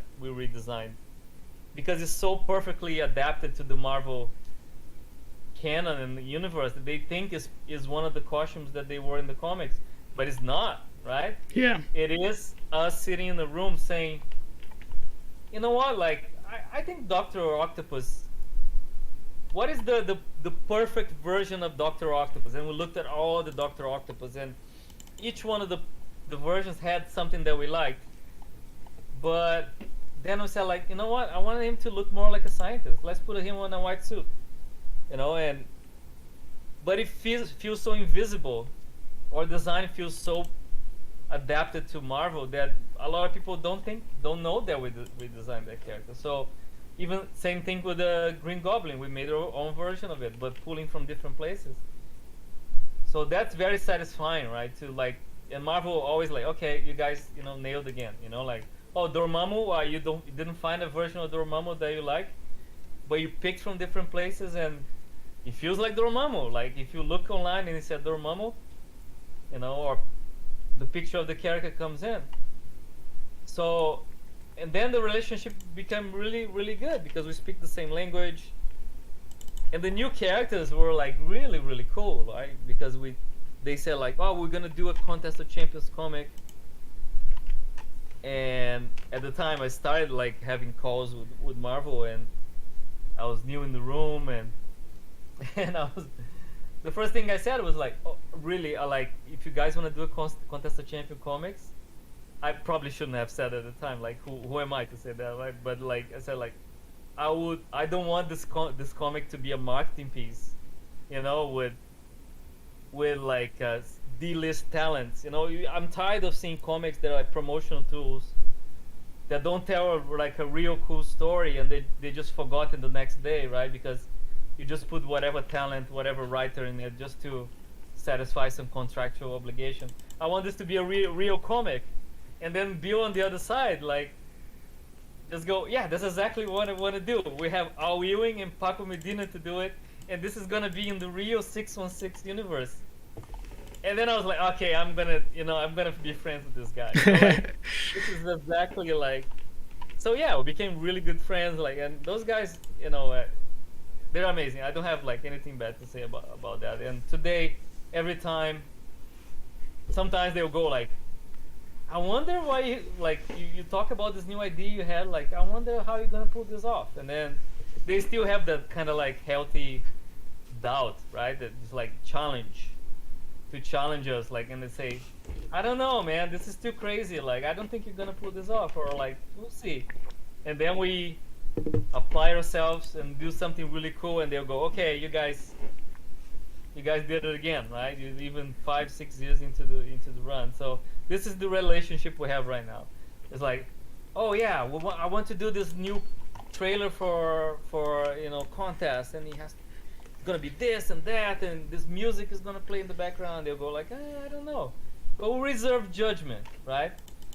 And then when they see the thing done, and they'll go like, okay, yeah, sure. Well, why we doubted you guys? Like, you guys are really like in the same wavelength as us. So it is really like rewarding, and I love every minute of it to work with those guys. That's awesome. Yeah. Does the MCFC comic still does it still affect our contest today? Because we have seen similar designs with Punisher 2089, with Night Thrasher, and I'm curious on it. Does it actually still affect? Do you guys go back and say, what can we use some of the stuff that was told in the 616, and can we use it for our game? The Punisher 2089 design that shows in the comic is mine. Yeah. Yeah. So yeah, we wanted to release that. We gave it to the comics first, but we wanted to release that character like a long time ago with the skull made of guns and knives. Like that was like we have to release this, because the original version, the '90s one, I never thought was the greatest. Like I liked the character, but I never thought the design was very like '90s, like with the big shoulder Oh, pads yeah. and stuff. So I wanted to do something. We wanted to mix Hydra, have him as the Minister of Punishment of Hydra, like mixing the stories a little bit. But yeah, so I went and redesigned. He had the helmet too, but my lead artist like convinced me not to. We wanted to see the face of the Punisher, and Night Thrasher is a different story. Night Thrasher. I love Night Thrasher. I don't think Moon Knight is Marvel's Batman. I think Night Thrasher is. Yeah. So yeah, when we released Hyperion, is because nobody knew in the team. Like when I said Hyperion, because I remember the Squadron Supreme stories from the Serpent Crown and with the Avengers. That was one of my favorite stories, the Avengers at the time. Nice. And I knew the Squadron Supreme was the version of the JLA from Marvel, right? Because they had the interesting rivalry going on, and he wanted to do a parody. And so I said, like, one day we're going to release Superman at Marvel Contest of Champions, and a lot of people that are not familiar with it, they'll go, Superman? Like, yeah, no, look at this guy, Hyperion, right? He's Superman, right? So we're going to do as close to Superman as we can without doing Superman. But then people ask, well, who's Batman? And of course people say Darkhawk because it's kind of like, but I said, no, it's Night Thrasher. Night Thrasher is so amazing, and I'll like writes him so well in the contest comics that you have that impression that he is Batman, because he's so smart, he's smarter than everybody else, and he goes into the battlefield with a skateboard. And then somebody asks him, like, why do you do that? Like, because it works, And it is his ethos, right? So when we came to do Night Thrasher, and we do have, like, at the time, one of the directors at the team was Cuz. Cuz is Cuz Perry. yeah. He left. Now he's working. He's doing his dream game again, skate, right? Because he's a skater. He's a skater through and through, like all his life, right? Even to this day. So I was just like, no, I have to do Night Thrasher for Cuz, because he's gonna be super happy. He's always talking about Night Thrasher, and because it's so cool. So we done it. We done exactly the one that we wanted from the comics. And then I asked Cuz, can you like consult on how Night Thrasher should move, and it was so much fun, because Cuz like, no, a skateboarder will never move like this. but then I was like, but a superhero skateboarder would, so don't worry about it. It's gonna be like, so it was interesting to see the balance between reality and superhero reality, right? So yeah, but That's awesome. My friend Brendan, he is a Night Thrasher. He loves Night Thrasher much. His favorite character to play. And then there he is. Brendan's right there. So yeah, he loves Night Thrasher, and it's so cool just to see. You never thought a person riding a skateboard could play into a Marvel fighting game. right. So that's one thing that you might not know, right? Go back and watch the motion comic for Night Thrasher, right? Which is mute. There's no dialogue. Okay. And play it side by side with the opening for Batman, the animated show from the 90s. Oh my goodness. And you see that it's almost shot by shot the animated, the opening of the animated series for Batman, because he is Marvel's Batman. So I said, like, let's do exactly like the chase sequence of Batman chasing, but in this case it's chasing a Skrull, right, in the end, but is a symbiote, but he ends up to be a Skrull. But the shots, when I storyboarded it, I said, like, yeah, I want to like mimic the shots from the Batman animated show. So That is wow. That's pretty cool. I forgot about the scroll thing. I forgot that was like one of the big first reveals. That's crazy. This is so long ago. That's dope. All right.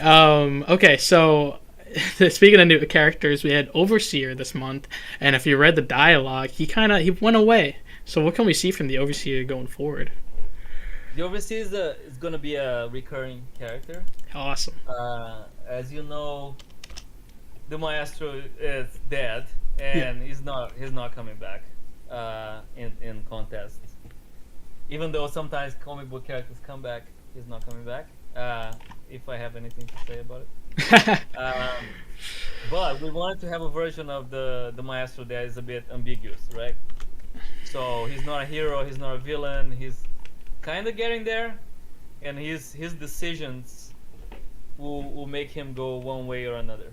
So yeah, that was the idea about the Overseer, and I really think the original Maestro costume is really cool, and they kind of revisit that in the Maestro series now. Yes. So we just kept the way it was, but we said, okay, so in the beginning of his career, he might have some stuff that he stole from people when he defeated them, like the Silver Surfers. So he has a few things. So he's like Maestro Junior, like people said. So yeah, but the cool idea for me is to like leave him like a blank slate.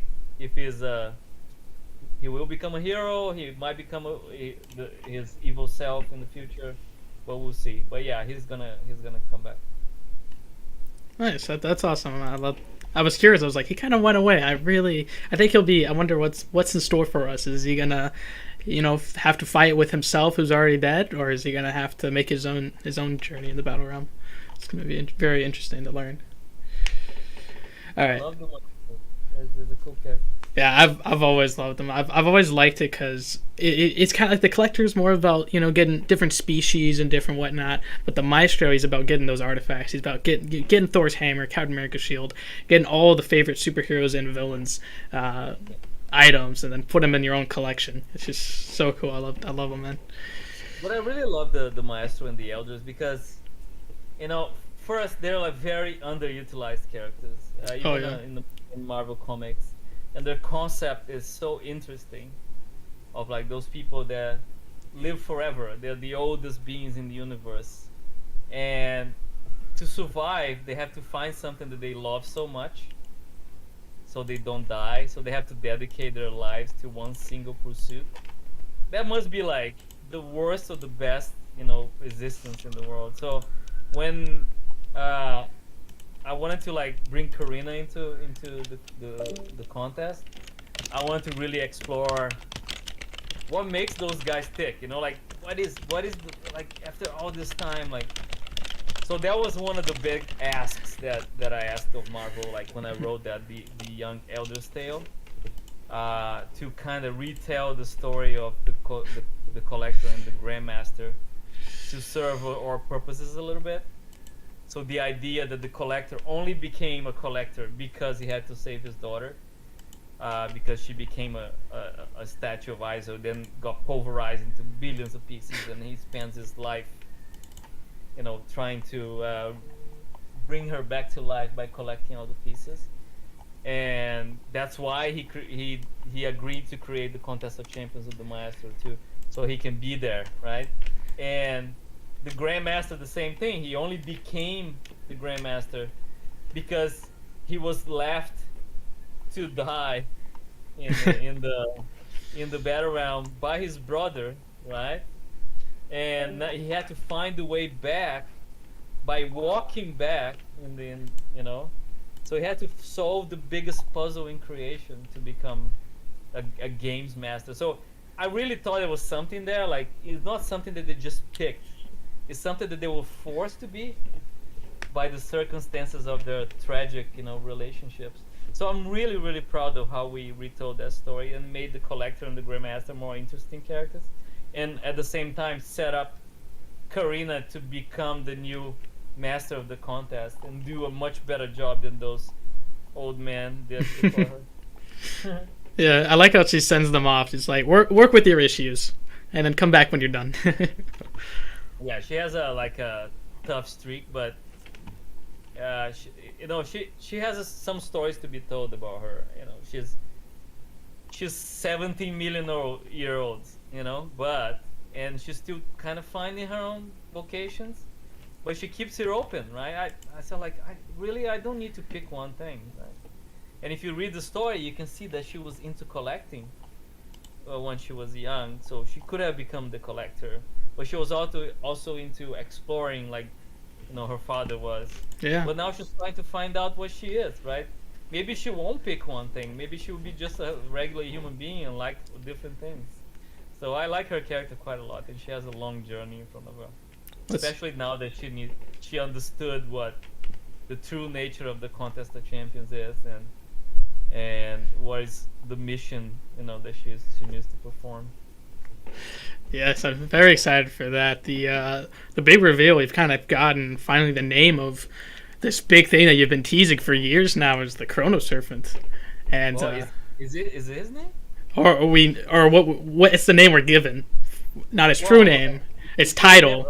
I don't know. Somebody can put the cutscene there, but I believe what I read. I wrote the cutscene, and I believe what Reed Richards says, like, nobody knows his true name, but he has many titles, right? Yes. And one of them that he says is Chrono Serpent, and that's the one they're gonna call him by, but they're not entirely sure that it's actually his name, even if it's a he. So yeah, it's still a bit open, but yeah, the Chrono Serpent. I'm very excited for this. This is the true, like, it's the big villain right now. It's something that you have contests in the realm both coming together. That's what the crossovers are about. They're coming together so that they know we need to work together to defeat the Chrono Serpent that's been teased for years now, and I'm super curious on what Karina knows, and everyone and the Mroc Ancient One knows. And is this going to be a big reveal where when are we going to have to fight this Chrono Serpent, or maybe leave it locked away if we have Galactus coming in and breaking that barrier, and if he devours Battle World, does he release the Chrono Serpent from its Chrono prison? Like, what's going on? Yeah, that's a big question. I'm not going to answer that. There is a lot being revealed, and there's more being revealed this year. There's a couple of stories that pushed at it a little bit more. Okay. Even faster in contest than in Mroc. In Mroc, we're still in that situation where the houses are cheerfully fighting each other. They don't know what's going on behind. It's kind of like a Game of Thrones situation. Yeah, right? yeah. But they don't know there's something behind the wall. But they will eventually. Okay. Right now, only the Ancient One and also Apocalypse know a little bit about it. Okay, I was very curious about his role on this. There is a couple of, that's why they all sent, agents to the Contest of Champions to find out a little bit what's going on that side. Playing yeah, dumb. It's still a long way to go on that one. That one is the big one. Yeah, I like how Karina goes into this ISO ISO 8 crystal mode to talk to the Chrono Serpent. I think that was like something that's interesting. Like, how does that work? Because she was freed from her crystal. Is this like a power that she's gained because she's been crystallized for so long? Karina's powers, if one day you get to fight her, Karina's powers is all related to the ISO, right? Yeah. She is intimately connected to the nature of the Battle Realm now, and she controls ISO. She can, see and feel, and mode, and ISO is nothing more than, that was also being defined on not only the Contest of Champions series, but also in the Ultimate series by Al Ewing. Yes. If you see, he talks about the 8 infinities and how every time and ISO 8, also known as Neutronian, is what's left every time a multiverse dies and another one's born. And every time, now I'm gonna get really geeky and scientific. Yeah, it's every time a new multiverse is added, the Neutronian or the ISO adds a new atom to it. So it's ISO 1, 2, 3, 4, 5, 6, 7, 8. And 8 is a very stable configuration. It's like a cube, right? But the isotope for mROC is ISO 9. What does that mean? If you're good in chemistry or in physics, that is unstable, right? So, yeah. So that ISO 9 is unstable, and that can cause a lot of problems. But of course, the characters in Contest been eating ISO for a long time, and the characters in mROC, I'm also doing it. They're consuming. Here you go, ISO 8. The characters in mROC are consuming the same ISO, but their ISO is unstable. So that might cause some consequences down the line. Where was I? So Karina is connected to all of that, and she can control it. She can even control the ISO inside people. Yes. Like Magneto can control the iron in your blood. She if you're consuming ISO to get strong, she can get a hand in there and control you. So she's super powerful. But of course, ISO being a like almost like frozen space-time and the remain of a death of a universe has something to do with this enemy, right? The Chrono Serpent. Yes. The name has to do with time, but of course there's no only time, there's space and time together. So I said too much, but she's able to control a shard of the enemy, right? That's what she said. Okay. It's not the actual enemy, but it's a piece of it. So, and she can get some answers from, or maybe he can get laughed at like she did last time. To get some answers, like. That's So, awesome. A lot of crazy pseudoscience, but it's super fun Marvel science that we love to delve in. I love it, man. That's awesome. Definitely be writing this down. You said Guillotine and Karina are inspired by your wife and daughter. Is there any other personal touches in your life that's affected the game? Oh yeah, quite a lot. I don't think you cannot. You have to write what you know, right, and what you're living. I think I told that story, but Guillotine is, physically inspired by my wife, and she has darker skin and a little bit of that curly hair that Guillotine has, and at the first time when we were creating the character, Paco did from the comics did like a version of Guillotine, and I did my own, and we kind of blended together the versions and end up with the version that we have in the comics. And one of the things that I really wanted to not have the character like really light skinned is to have her, because she's French Algerian, right? She's not like purely French or like purely white. She's mixed, like my wife, and my wife is also can be a warrior when she wants to. So that was the extent of the inspiration. One with Morningstar was a bit more complex. My wife was my wife is going through like she has like a chronic disease, and she was suffering a lot at the time. Now she's better, but at the time it was really bad, and she was suffering a lot, and I could see her pain, and because I know her, I can see what she is, but the pain was getting in the way, and sometimes when you're in pain all the time, it affects your personality. You get like sad or angry or whatever. Yeah. And it's almost like the story of the lion with the thorn in the paw. You know, like the lion is actually a really lovely lion. You know, he's just angry and wants to bite you because he had a thorn in the paw, and then he wants to remove it. You know, he can be, you know, himself again. So that was the version. Morningstar was that. It was. I don't think Queen Hassan was ever evil. She was not. She's just a woman, and women at the time were treated really badly. And to be a woman and a leader and a queen, you had to really be tough. So she was just tough, and she was as bad as anybody else, and any other kings, right? But she was called a witch or whatever, you know, because of that. So my idea was to always move Queen Hassan into being a hero.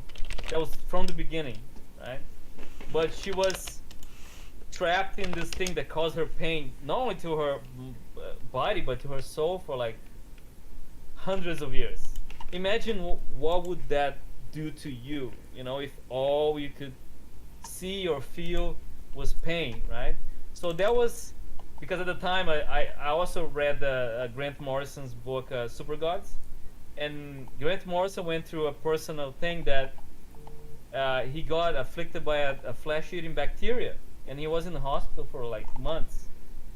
And his way, because he's not a doctor, he's not a scientist, he couldn't do anything, only like see himself die, was to write a story, and he made a deal with the bacteria. It was crazy. Grant Morrison is amazing, and if he started a religion, I'll be the first one to sign up. So he in the book he tells that he made a deal with the bacteria.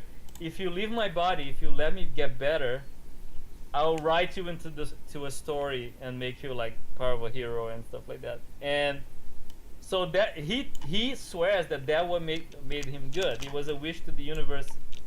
It was a wish to himself that helped him get better, right?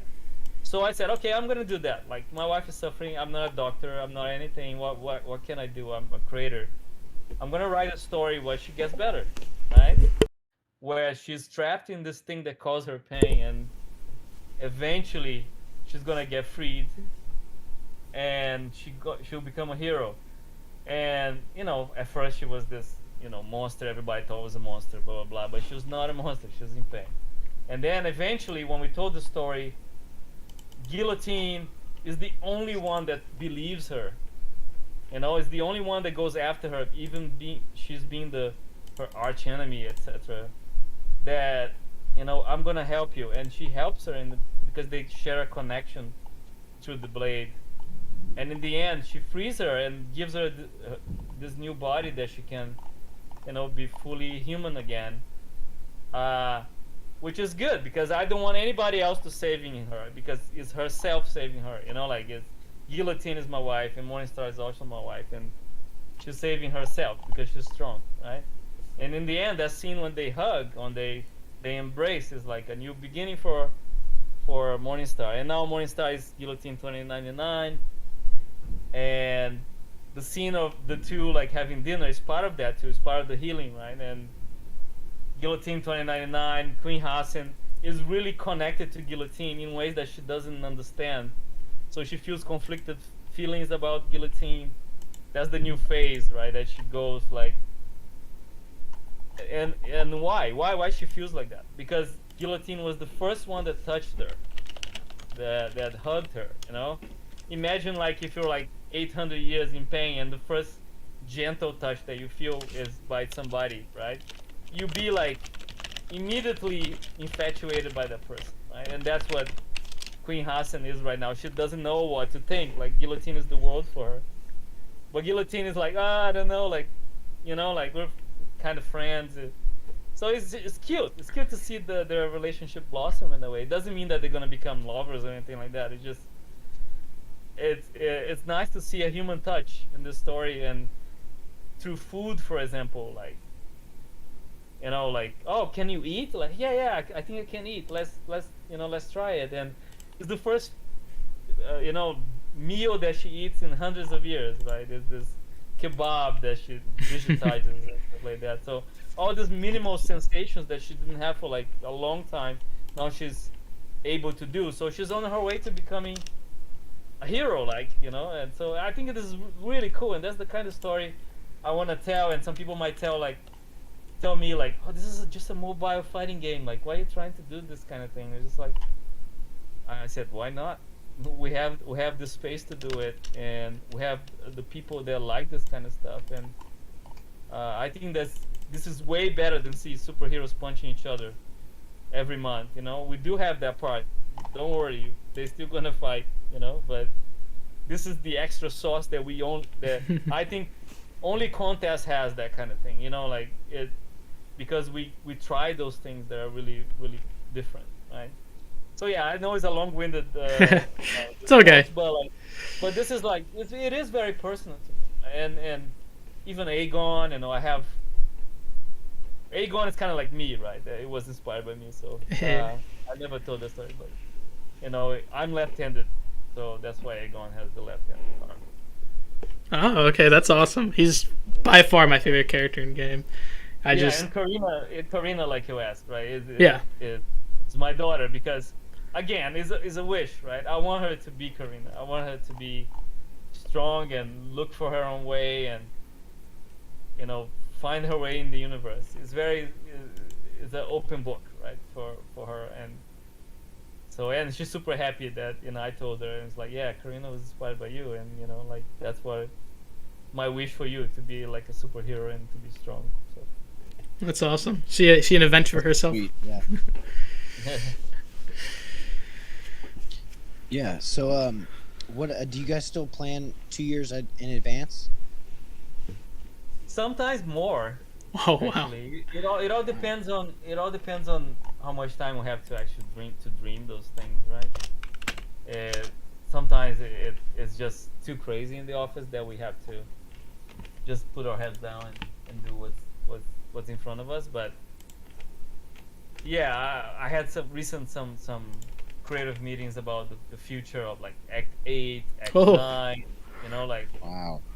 So all this stuff is being planned right now, and there's some interesting stories coming up. It's good that we plan ahead of time because that gives time for people that really do the, tough technical work that takes a long time. We don't want the stories to just come out. We want the stories to be connected with something meaningful in the game, like a new mechanic or something like that, right? So it's good that we plan ahead of time and we have all this stuff like planned so people can just get inspired, and that's ideally what happens, right? It's not like MROC right now. MROC right now is just like, it's like taking care of a baby. You just have to keep it alive and happy and fed, and eventually it's gonna stabilize like Contest did. Contest took like a year or something like that to be in a place that we just, okay, now we can make a longer planning and see what we're gonna do. And MROC is the same way, but right now we're just like building the structure, or doing this thing or doing that. Is people like this or like that, and it's always like a different situation. But Contest is in a really good spot that we can, do like a very long planning for it and really polish and it's out when it's out. We don't have to rush anything. That's awesome. Okay. Yeah, go ahead, Jay. You chatted this about before on the unofficial Contest Champions podcast about champs who were originally skins, and so we've seen stuff like Weapon X join the game more recently. Is that something you guys are still looking at? We do have like Jean Grey or even like this ISO Phoenix that I've never seen before in game, and so I'm curious if you guys are still looking at trying to add the skins that were once to be playable today. It is a case by case. We don't like to do skins. I don't think Contest is a game that is skin. Our characters take a long time to make because they're super like high res poly like models, and we like to take a long time and make the characters look amazing. So to make a skin is to actually model another character, and we prefer to use our time to actually create a character. Like have a new model, new skills, new moves, new everything, instead of doing just skins just for visual sake, which like business wise I don't think it also makes a lot of sense. I think people aesthetics in games usually, are not the greatest like money makers. Yeah. They're great when you can have it, right? But in games, for example, there's other games that it's just a change of texture, right? So that takes a couple of days for an artist. That's not a problem. We can create hundreds of those, but our characters are not. They're more involved like that, so we need to sculpt it and model it and skin it and animate it to make them look the standard that we're used to. All those characters they talked about, there a lot of them were just like me being really pushy to have that character in dialogue. Okay. You know, like Jean Grey, for example. Oh yeah, I really think she should be Jean Grey before Phoenix. she's Phoenix. Yeah. Yeah. So we kind of carved a little bit of time to actually model that character, but we didn't have the time to make it into a full character, right? Right. Jessica Jones, another one like that. I think okay, this Jessica Jones now the series is coming out. I think she needs to be in the game at least. Even if we don't plan to release it at this time, at least she's gonna be like a detective that she's gonna show up and because she's cool as a character, but maybe not as a cosmic game. Yeah, you said on Twitter she's not as flashy. You know. But there's some characters like they were fully planned to release, but we had like a change of heart or Marvel said, you know what, like maybe we should release this other version that we just became aware of, like Hulkbuster, for example, is like that. We completely modeled the old blood Hulkbuster because I love that version. It's really weird. I like it. But then they just revealed to us like what would the one from the movie would look like. So we just okay, now we have to scrap this guy and make the better one. And same with Daredevil, right? I'm a big fan. For me, like that, Born Again for me is number one, the best story ever written in Marvel. Like number one, no question, right? So for me, Daredevil is that character, right? Is that like super street, down to earth. And then when Frank Miller also released, Year One, when that's where the black version is inspired by, with he had like a tracksuit with the hoodie and also like the white shoes and the big bandana, the black bandana on the head. And we heard that they were gonna do that in the series. We started working on that character and we modeled it.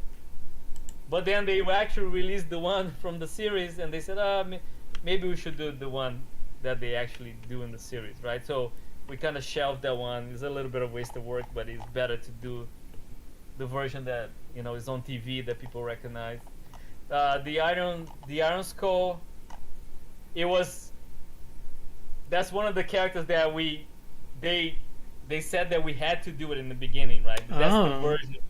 That the version they were selling of the Iron Skull of the Red Skull at the time was that one, because it was like Earth's Mightiest Heroes or no, it was Avengers Assemble at the time, the cartoon, right? And that was the Iron Skull is from that cartoon, and they said no, you have to do this guy. I suspect, and I don't have no confirmation, but I suspect they're trying to downplay the whole Hydra equals Nazis at the time. Yeah. So to have the Red Skull with the Nazi uniform, it was kind of a little bit, complicated for them.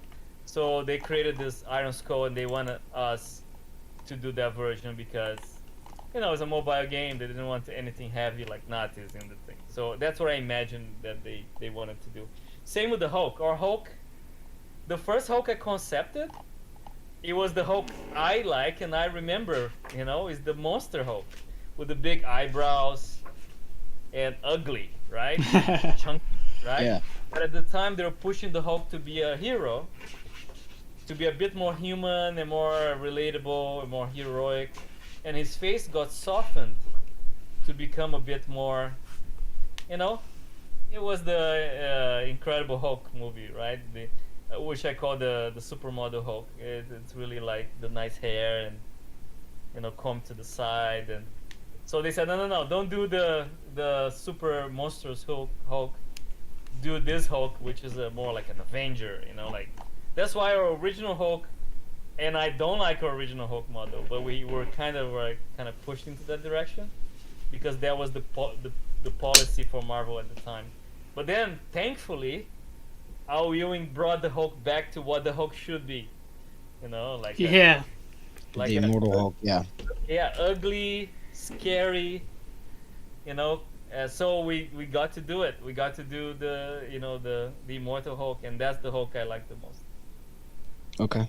So you mentioned Daredevil. On the UMCOC podcast number 65, you said that you would remove Netflix Daredevil from the game if you had to choose one champ. Does that still stand today? Yeah, I don't like that. I don't think Netflix like that caution because in the second season they changed the mask, right? The mask was too big and chunky like a motorcycle helmet in the first one. Mm-hmm. And I love the series to bits. Like I think the series is near perfect until he wears the uniform. And then I'll go, oh, so it's a superhero show? It's not like this cool urban, like. So yeah, that was like nobody in our team like that, but it was the costume at the time. The second one they kind of simplified it and make the helmet a bit more form-fitting. But still, the black one is the one that fits Daredevil. Okay. You want to? Yeah, I got a question. Okay. Will you ever release the entire Elder language?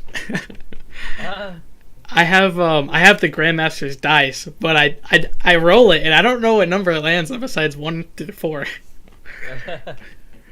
Yeah, I could. Ooh. I could. It's not like really a language, I'm not Tolkien or anything like that. It's more like a cipher, right? Yeah. It's an alphabet. Yeah, I did 1 to 10 in Eldritch. I might have it somewhere. I'll find it. Maybe I'll just post it. Yeah. It's just it's one of those fun things that we do that we didn't have to do, but I think now it became something interesting that we use. It was really fun solving that, trying to get A through Z. I think Q was never found. Q and X were never found, but it was really fun trying to solve it. I came from the Call of Duty community where there's a lot of Easter eggs and a lot of puzzles you had to solve, and so to actually look at the collector's YouTube, like the videos of him in the YouTube videos, and then look at the actual Galactorum and see beware of the power. I was like, dude, what? So cool. We do I put a lot of Easter eggs. The problem is I forget about them. And then when people talk about it, I said, oh yeah, like the Galactorum. I remember when I concepted it, so I'm gonna put Karina in this. Yes. So years later, when people know about her story, they will recognize that's the 2 statues on the edge. So stuff like that I just like at the time, since it's like, oh, awesome, and then I forget about it, and then. We saw Karina on that throne. Is that something we could see, kind of how the collector used to be there? Yeah. She's gonna eventually sit on that throne. The throne in the Galactorum, right? Yeah, she will. Maybe she's the last one, or maybe she's gonna get dethroned, or That's so cool. I miss the collector being in that chair. So cool. Okay, what's the missing Punisher, the classic Punisher that we've had? He's been missing from the State of the Battle Realm. Same with the Maestro, and now we know the Maestro's dead. So where is this Punisher up to? Is that something you can speak on? I know you kind of said it would kind of be 2022 before you said anything. Yes, it's still 2021. So. Okay. It's worth asking. Yeah, there is some clues out there. There's a pretty obvious clue in one of the trailers, but that nobody caught yet. But really, dang. Yeah, it's it's a bit more complex, and it has to do with. I think in this case, Realm is gonna see the answer before. Okay, Contest. That's what I was thinking. But yeah, Contest is gonna feel some of the repercussions of that. But Realm's gonna see the answer before. I am working on a comic now. Ooh. pretty long comic, cutscene comic that is the resolution of who killed the maestro. Yes. Oh my goodness, I've been waiting for this. Yeah, it's one of those things that I'm just like, oh no, Marvel's gonna think I went too far on this, but like it's pretty tragic. Like and It's been a long but it's journey fun. since New York Yeah, Comic but Con. it closes that chapter and it opens another one. It opens like, okay, now that you know who killed the maestro, like it's more about the why this thing has been put in motion, and it kind of connects a little bit to contest. But yeah, the Punisher has something to do with that. Yes, I knew it. Yeah, I don't say he killed the maestro or anything like that, but the Punisher is connected to this story. Yeah, I knew he was missing for a reason. I just, I don't know until I see it. So that's very, very, very cool.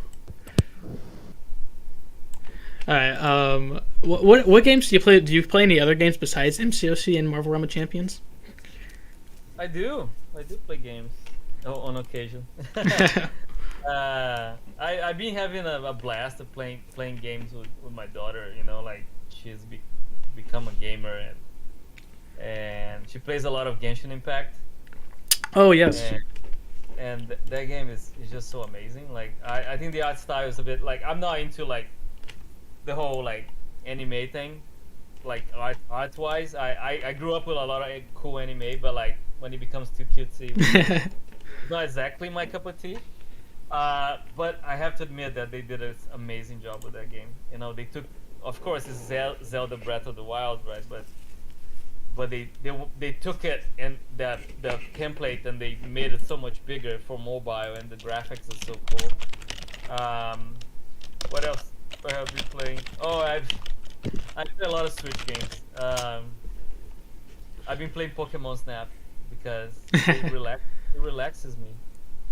And also the Monster Hunter, and on mobile, I don't have a PS4 or a PS5, but I play a lot of mobile games for work. But for enjoyment, what games I was playing? Let me look at my downloading different ones and deleting them. I love Knighthood. Knighthood is so amazing. I love that game so much. I was playing Battle Legions, which is very casual game. I signed up for Apple Arcade, and I was playing some games in there. I love a game called Wonderbox. I don't know if you guys played. I have not. It's kind of like a platform, but you know those that you can turn the level around and see what's behind.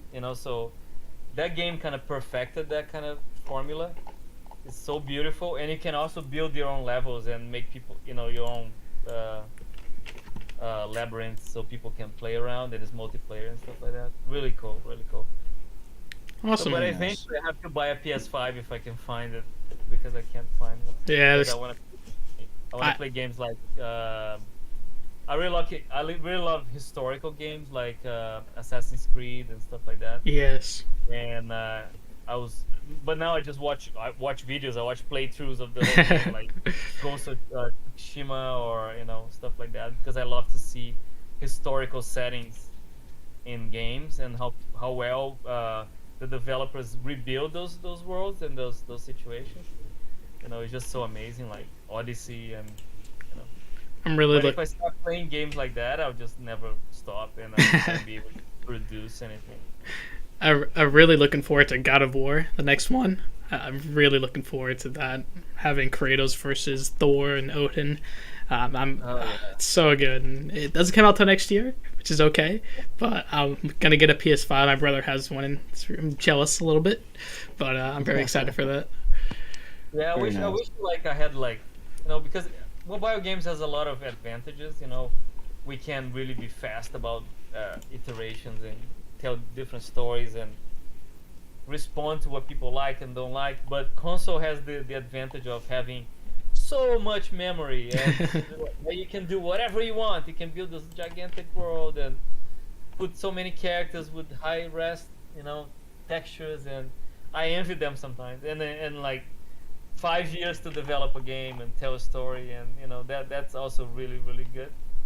I used to be in console, but I used to be bored a little bit. I said, "Oh man, when are we gonna finish this game? I want the game to be out." But now I look at the grass is greener sometimes, and I just go, yeah, I wish I had 2 more years to develop this or that.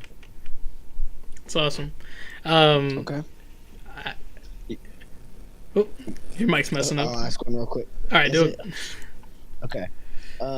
So since there hasn't been a Comic-Con in the past couple of years, do you guys see yourself joining one next year? Good question. I would love to. I've been to all Comic Cons since the beginning, all New York Comic Cons, which is kind of our place, right? We love the comic book vibe of it, you know. So yeah, if they come back, I'd love to be there again and have a booth because it's very recharging for me as a developer to meet the fans in real life, and talk to them and be there and exchange ideas and see them playing the game and the little competitions that we have. It's just so good, you know. But we always end up sick after that. Yeah, So, con flu. yeah, the conflu, right? And we all come back, and the next week everybody's sick. So I don't know how they're gonna go back to that, millions of people in the same space in this new world, but they'll find a way, I guess. But Yeah, I've Yeah, yet to well- go. I can't wait until I can and get to meet you, of course, and get to see the whole like just the whole thing. I just can't wait. I've been like collecting stuff from New York Comic Cons just because it gets on the market. I'm like, oh man, I really want that. Like I want that awesome Venom the Dog T-shirt. I want that Morningstar T-shirt. But like to actually go there, either win it or whatnot, and get to meet people, and it just seems like a fun experience and get to see MSD compete, probably win again. It's Yeah. really cool. That competition with like what he won, like he used the She-Hulk, and that was as exciting as watching like the World Cup final for me. I was standing in front of that stage, and I was like, oh my god, like because sometimes I watch people seeing like esports, and I can't see the appeal. Just like, oh my god, this is like so boring, like to see these people playing. I want to play myself, right? But then when I watched him do what he did, like I was like, okay, now I get it. Now, this is so exciting. People like yelling, and it was so great. Yeah, and then I understand now, and that's one of the reasons like we wanted to do MRock is because we wanted a game that can have that kind of appeal too, like that you can have like 6 people playing on a team like League of Legends or whatever, and eventually have some kind of esport component to it. But it will take a few years. But if Contest can do that and it's a single player game, and it's so exciting when you get people that are so skilled, like he is and like other people are. Imagine if you have a real time game, right? So that was one of the ideas to do that. But of course, you need to build a community and have people that become so good and so technical in a game that you it'd be exciting to watch them play. So it is Very great. nice. It's amazing. So, I can't wait. You're having mic issues, man. Oh, sh- It's all Sorry, good. I had to switch back to my phone because my computer died. Oh man. But go ahead, Jay. All right. So you actually made a comic called The Road to Civil War, but a lot of the stuff from the Kabam website kind of got erased, and this was one of them. Is that something you're gonna re-release? I still have it. Yeah. Yay! Yeah, we can. I don't know. I can ask. I wish I had a place to put out this stuff. Like there's so much material that we still have, and yeah. Cool. How Yeah. long was that? 15 pages. I don't know. I've never read it. That's why I've always wanted to read it because. Oh yeah. It's, you would, yeah. That one. I remember spending a couple of nights doing that because the deadline was really short. Yeah, I've Had fun. screenshots of it from the from the Codex Continuum, because they actually share, the Watcher's talking about, Civil War, so he shares parts of that comic, but I feel like that's not the same if actually reading it. I'm already pushing Marvel to do more comics. That's my thing. Like, let's do more comics. Comics are cool, and because I love making comics. Just being selfish. But like, my time is so short right now that I just drawing comics is like, it just takes time, and I wish I had more time to actually do the whole thing. So nowadays I just write them, and sometimes I draw them. I drew the cutscene for Professor X, the review. Yes. I think that one was the last one that I actually drew. But usually because people say, "Oh yeah, we have nobody to draw. Can you draw it?" And I cannot say no, right? And but now I'm just partnering a lot with Luke Ross. Yes. He's a good friend, and he's also from Brazil, and we get along really well. He's such an amazing artist and so easy to work with, and I keep sending stuff to him. It's like, hey, have you ever drew like a Black Panther story? Never. You want to draw one? Yeah, I'll draw right from you. So he draws it, and he's so fast, and so I'm getting a little spoiled. All the different artists that we can hire now to do pieces for us. We got like Mark Brooks to do a splash screen for M-Rock. We got people like Derek Charm to do a piece for us recently too. So and all different people to do the cutscenes for M-Rock in different styles. So you can get pretty spoiled, that you can talk to those people that you used to be like fans with, and now you can hire them to do a piece for you. And yeah, it's kind of a dream come true in a way. I was talking to Adi Granov the other day because I wanted him to do a piece for us, and such a nice guy, and it was like, yeah, I'll do it. And I was like, cool, So That's awesome. Yeah, I love seeing all the Emmerich cutscenes and how they're all different, but you can kind of tell like the artist was different. You're like, I wonder who did that. So it's cool that when you see it on Twitter, that if it's Scott saying it or if it's someone saying it, it's really cool. Yeah, they're also really happy to work on stuff like that. Those people, unless they're too busy, sometimes they are, but they like to work on different things. When they see the concept for the stuff we do, and they go, "Oh, this is a very cool version of the character that I love to draw," so I'll do it. Yeah. But sometimes the price is really high, like hire Alex Ross to do something for us or something. Like Oh that. wow. It's gonna cost thousands of dollars, but sometimes it's worth it, And I have a friend in the office, Molly, and he's a big art collector, and every time we do something with the artist, I ask the artist, like, can you sell us the original if you do it in traditional? Because I have this guy that he wants to buy it. He wants to have first dibs on it. So we end up buying the art too, and just a big fan fest. That's really cool.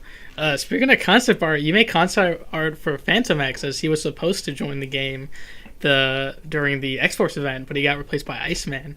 My good friend of Turkey here is a really big, probably the biggest Phantom X fan I know, if like 100% the biggest Phantom X fan, and he's asked you on Twitter about it, and you said that you did make concept art.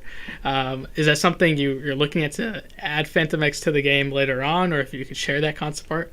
I'm curious what the process is on someone who actually did make it into the game. Well, if Marvel lets me, I'll do it. Phantom X I'm a big fan of Phantom X. I love the new X-Men. It was at the time when I moved to Canada, and I had been in Brazil, like away from the comics a couple of years. And when I moved to Canada, I was studying animation here, and I was living alone. And all I did was to catch up on comics. I would just go to the comic book store, and so I started reading the new X-Men. So that was a big one for me. And Grant Morrison again he's amazing. Oh, yeah. And Phantom X is so different. It's such a unique character, right? With the two brains, and all the different skills and the way he dresses and stuff. So I think he's up there to me with the best as X-Men characters. He's better than Gambit. Yes, I said. Oh. Okay. And but then there is some problems with licensing with that character. Okay. So I think that there's some characters that every once in a while that Marvel says, oh yeah, this character has some legal, sometimes some of the rights belong to somebody else or something like that. We have that with a few characters, and they say, oh yeah, you can still maybe release it, but it'll be a kind of a different process. We cannot just license 100% to you. So it's not that they don't want us to release it. It's just more complicated. There's characters like Shuma Gorath, for example. There. Yes, I remember that. Yeah, because it might be some problem with the state of, some writer that did so. Yeah, sometimes we want to do it, but it's just impossible. That's awesome. He's been. Maybe we'll change it. Marvel, I think a couple of years ago, Marvel at the 80-year anniversary, they bought back a bunch of rights for Ooh. that they didn't have quite the opportunity to use. So I remember seeing like a bigger list and said, oh yeah, this is all the new characters now. They're free to be used in any kind of media and stuff like that. And there was some juicy stuff in there. And recently I started looking at some really weird stuff that they've been publishing and kind of poking them about it. Just like, what if I put Conan in Contest of Champions? What do you guys say? And they'll go, no, Conan doesn't belong to us. Conan is just published. But now he's in the Avengers. Yeah. Yeah. And, Savage the Avengers. The deal is just for the comics. So there's some situations like that. They're even publishing Ultraman comics, right? So I was like, what if I put Ultraman in Contest of Champions? No, you can't do it. It doesn't belong to us. But I'll keep trying. That's awesome. I had a question about that. Especially, I think of Predator and Alien are now Marvel comics, so that's cool. I've always thought I was curious on what goes to licensing with MCOC versus the comics versus what and everything. So that's sick. Yeah, one day I guess it is the answer. This is an interesting question. You teased about 2 years ago a female Brazilian original champion. Is that something you're still working to get into the game? That one kind of lost momentum a little bit. Okay. I think other characters went in front of it. I don't remember why. Yeah, it was a cool character and it had a very unique power. But sometimes you're just creating something and something else goes in front of it and you kind of lose interest a little bit. Yeah, so I don't think it's very likely now. Maybe one day if I write my own comics, I'll just put the character. Nice. I don't think I officially ever gave it to Marvel. I don't know. Maybe I did. That's cool. I was just curious about that. So, which storyline from MCOC that you've used as a story in either act or monthly event would lend itself best to being a comic alone? Oh, it's gotta be either Aegon's or Guillotine. It's the ones that we, I hope it happens. Let me remember.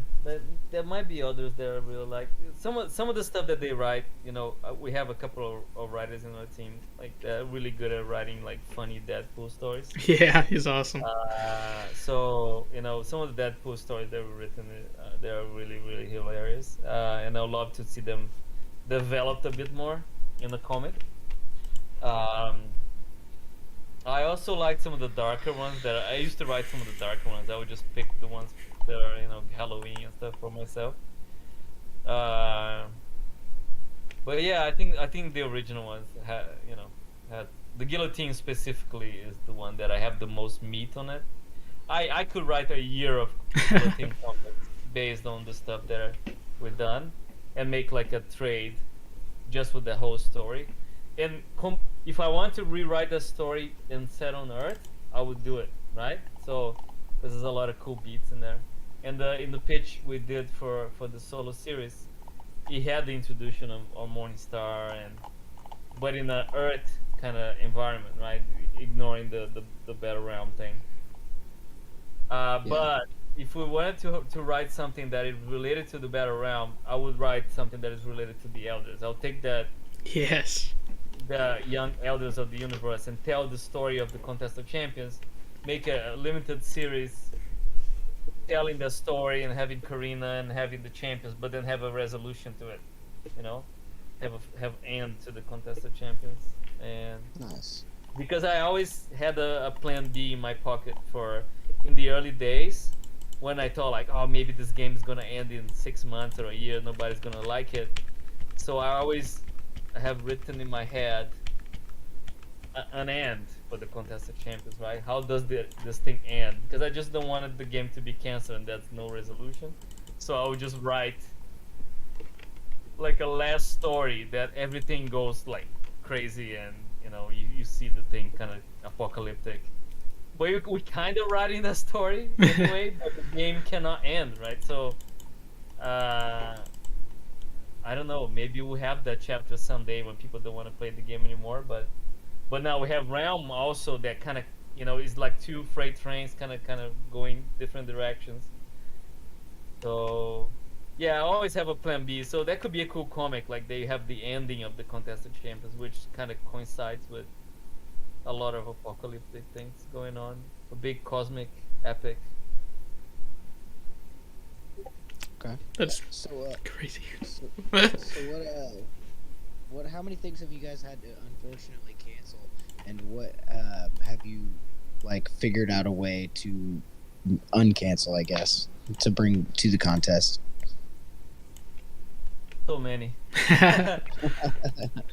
So it's so many. Like we do have a big list of characters that, you know,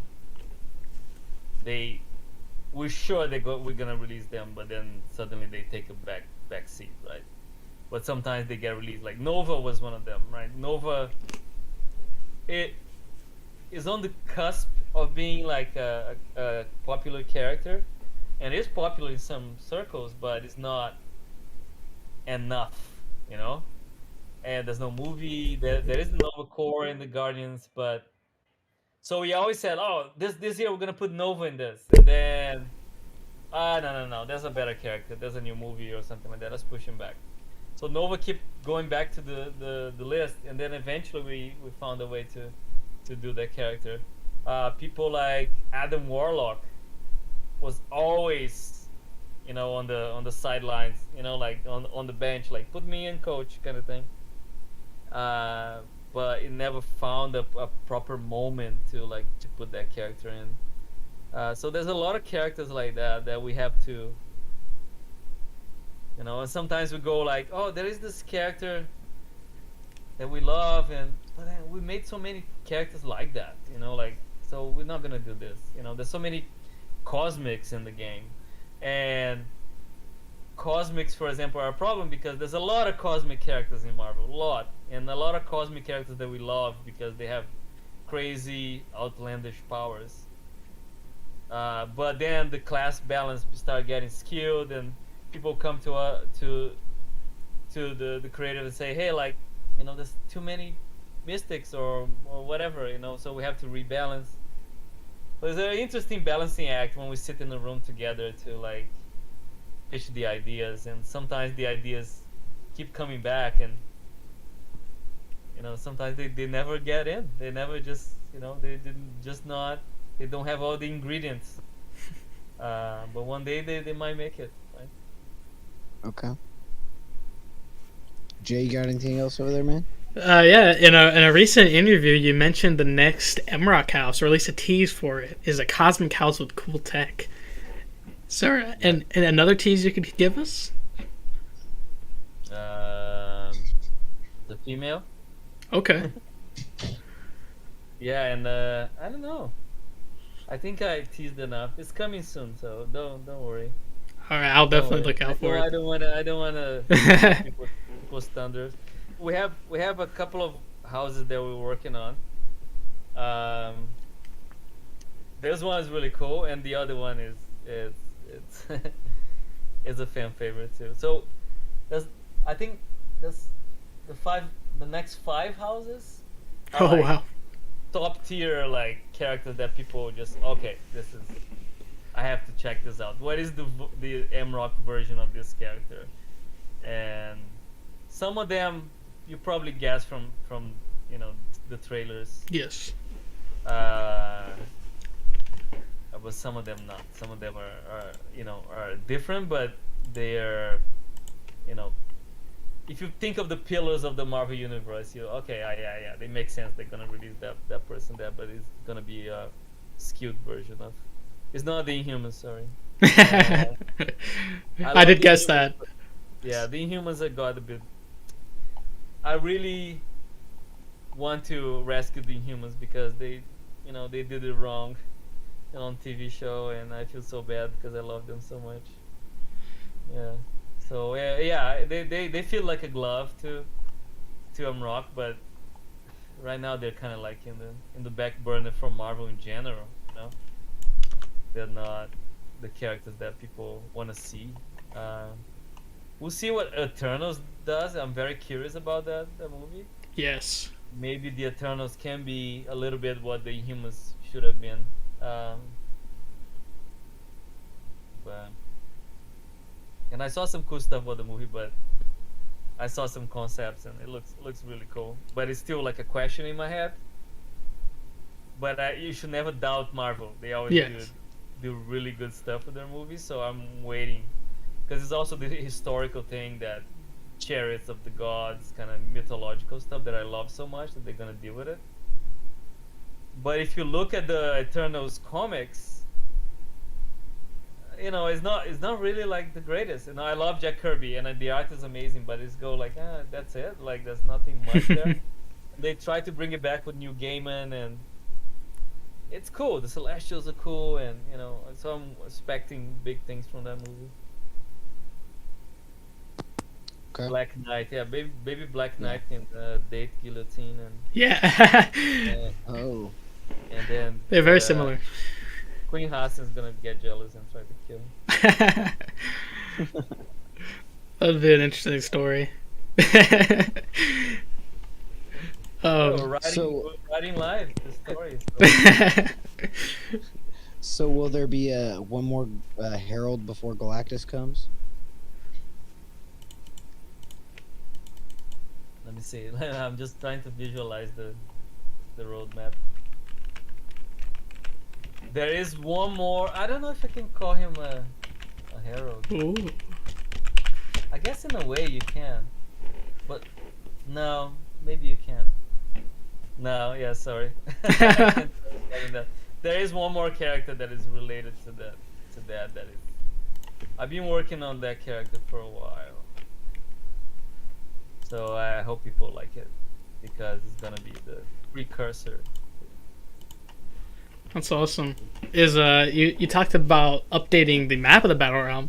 What about the state of the battle realm as well? Well, I just updated a few weeks ago. Oh. Did I? Oh my goodness. Isn't it out? No. Oh, it's not out. No, It's not out yet. it's not out yet. Yeah, I updated. I gave the art to them. If you see one with the red background, that's what it is. Yeah, I updated it. Oh, are you talking about this year or like the beginning of the year? Like No, just now, like last month. oh my So goodness. It's not out yet, but I'm pretty sure it's planned to go out soon. Okay. So you see more of those question marks revealed and a few new ones. But like I said, it's tight now. So the next one I'll have to do something else. I was trying to pitch to them like an animated one that you can see it in the website and you can just move things around and but it's a lot of work. And Yeah. I think they prefer to me to like spend my nights doing those things instead of spending money on a web designer to do it. That's awesome. Because they know I do it.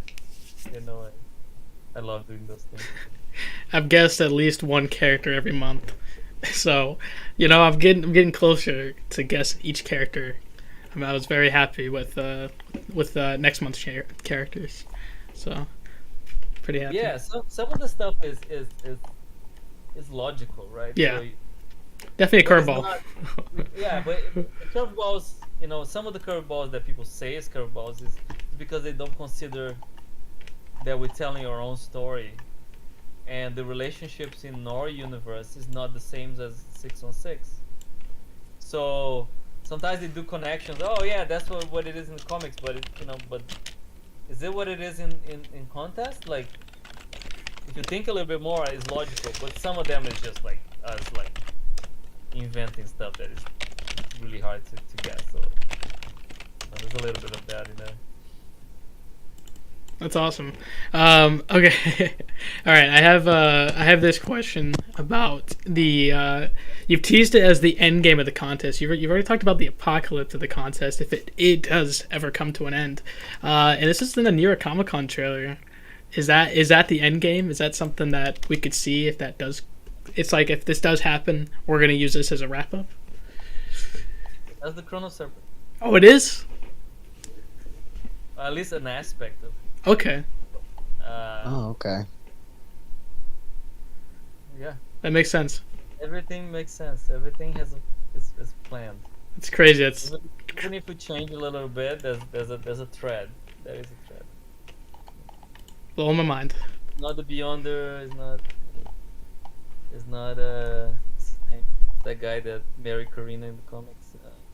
Korvac. Korvac. Yeah.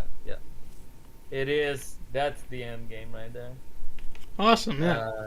Yeah, but the Chrono Serpent is a bit more complex than simply a person. And at the time, even I didn't know the extent of it.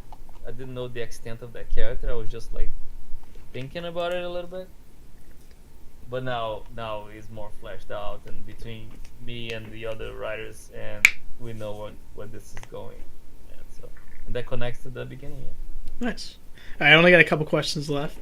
Okay, we haven't talked about the Kang from the anniversary trailer. What we haven't seen anything in game either. What's that? Kang, a kind of a superior Kang, as it were. Not the same Kang that you're used to. But like if you've been watching Loki, I have. you know that there's different versions, and people like that mess with time. I'm not saying he's connected to that, but Yeah. it's the same kind of idea, right? Is to have the Time Lords and the Council of Kangs and all this stuff. There's different Kangs, and we, unfortunately or fortunately, we end up with the very ineffective version of Kang in the Contest of Champions. Right? Yeah. He's kind of a joke, and like we always joke with Marvel, and Marvel's like, "Why do you make Kang so a joke, the butt of a joke?" Like he's such a cool character. I was like, one day we're gonna revisit Kang, and then we're gonna make him a bit more interesting and powerful, right? So that's what we're doing right now. Awesome. Yeah, I've seen him like be a loser for like act 1 through 5 and 6. He's like, I'll be back one day, but Yeah, right. So, yeah, he still plays a big role, but you see in the trailer he's getting turned to dust by the new one, and people that guess that he has some stuff with Iron Lad and Nathaniel Richards and stuff like that. You're not so far off. okay. Because if you look at even his design, you see a little bit of Iron Lad in there, Yeah. right? So, but if you read the story of Kang, which is very complex and convoluted, you understand that he has a little bit of that kind of potential in there, like to be Iron Lad or to be, Immortus, or what was the other guy, Scarlet something. So Kang has that different versions. So we're playing with that. We're playing with a younger, more powerful version of Kang that comes in and say like, you don't deserve to be a Kang. I'm Kang. That's awesome. My last question is, what are you most looking forward to? Vacation. Yeah. No. Every day has like a lot of surprises in my job, and contest is as cool and as big, and it's getting bigger. So it's really interesting to work in a game like that, and at the same time work in Realm, which is like a very budding state right now. It's very, it's growing and it has a lot of potential. That game has so much potential for like years of stories, and that's what I'm interested in. To tell cool stories in a video game and take people with me, and just say, hey, let's see what happens now, and you guys can play it, and that's what I enjoy. Like, I go to forums and I see people commenting and having their own ideas about where the game's going and their favorite part. So all of that, but also to expand this universe in different directions, right? Who knows? Maybe you will want to do a third game or a fourth game. And maybe you want to do a Disney Plus show if they let us, or Oh my goodness. or just do a bunch of stuff and let other creators play in our playground and have their own versions of what this Contest of Champions look like. I just want to be watching all of that and collaborating with as many people as I can, to because we kind of create our own little pocket universe, and Marvel was gracious enough to let us do it, and it worked. So now we're not really playing the Marvel universe anymore. We're playing in the Contest universe to a certain extent, with a lot of respect to the original, to the comic, and also to the movies, which are, the movies are just amazing and created a new standard of entertainment.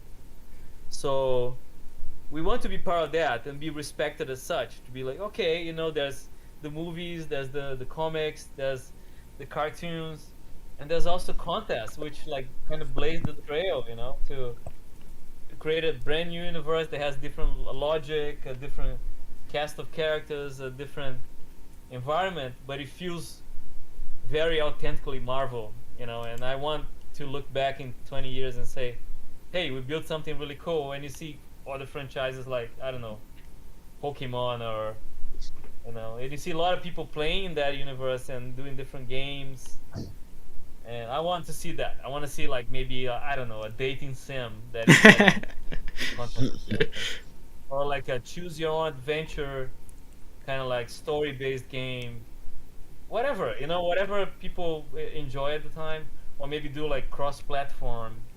There's a lot of things we can do, but if we can still play in this universe, or maybe we can do a solo guillotine game. Oh yeah. Why not? Right? Yeah. So we can just go small and play into different corners of the universe. You can have like a cooking simulator with Howard the Duck and Hyperion and Hercules. I want not only go big and epic, but just go small and try to explore all the cool stuff and the cool stories that we've been developing. Cool. Yeah, dude. If that's it, do you have anything you want to say to your team at Kabam or at the community? Sure. First, the Kabam guys, if there's anybody here, like, you guys are amazing, and it's really cool to make games with friends, and I have a lot of friends in the last 10 years that I've been there, and people there. Sometimes they don't. It's not about Marvel. They like to make games, but they don't really care about the comics or whatever. But we still have a lot of fun. Doesn't matter what they do, in all the different areas. And the Marvel guys, I couldn't think of better partners. They're so amazing what they're doing with everything, with the Marvel comics, with the Marvel games, with the Marvel movies. So I'm really happy to be a tiny little part of that, and it's so much fun that I can't believe into this day that I get to do that for a living. But I'm very ambitious, not in terms of like making money or anything like that. I'm very ambitious in pushing this universe into unexpected directions, and I'm glad that they let me and let other people do it, because that's the way I want to keep going. We're just sometimes people will not like my decisions, and they'll say, this is just too weird or too different. I want the Spider-Man that I grew up with. Cool, like the thing with Marvel is just like it has space for everybody else. You know, like it's not only one fandom. There's no a Marvel fan. There's like a Deadpool fan, a Spider-Man fan, a Miles Morales fan, and you know, there's space for everybody, and they kind of coexist. So I want to be able to, you know, push things in different directions and partner with Marvel and keep creating new things and also honoring what came before and refreshing the characters and bringing old characters to life again. It's just so amazing, like that I get to do this, and I don't take it for granted, not even a minute. Very That's nice. that's so awesome. We got one final question. Is you talked about Brazilian expressions you use in the office? What are some of those expressions before we end the night? They are very R-rated. You know, like yeah, I miss some. You know, we probably not gonna go back to a full time like in the. No, everybody's gonna go back to 100% full time, but I miss just hanging out with those guys and just you know having fun. And there's a lot of cool Brazilian guys and cool people from different places. I learned a lot of swear words from different languages around the office. Vancouver is a very multicultural city, so yeah, it's good to learn like profanities in every language. All right. Yeah, dude. Thanks again, Gabe, for coming by. We appreciate you and everything you do for Marvel and Kabam and the game we all love. Yeah, thank you guys. You know, like the game would be nothing, would be completely gone if you guys weren't here, and you know, doing this kind of work. I love to be part of this community with you guys, and hopefully we can keep doing cool stuff for you, and you can stick around. Yeah. Hopefully Hell yeah. we'll see you at the next Comic Con. Yeah, man. Oh yeah, for sure, I'll be there. Okay. All right. Everybody in chat, thank you guys for joining live, and have an amazing night.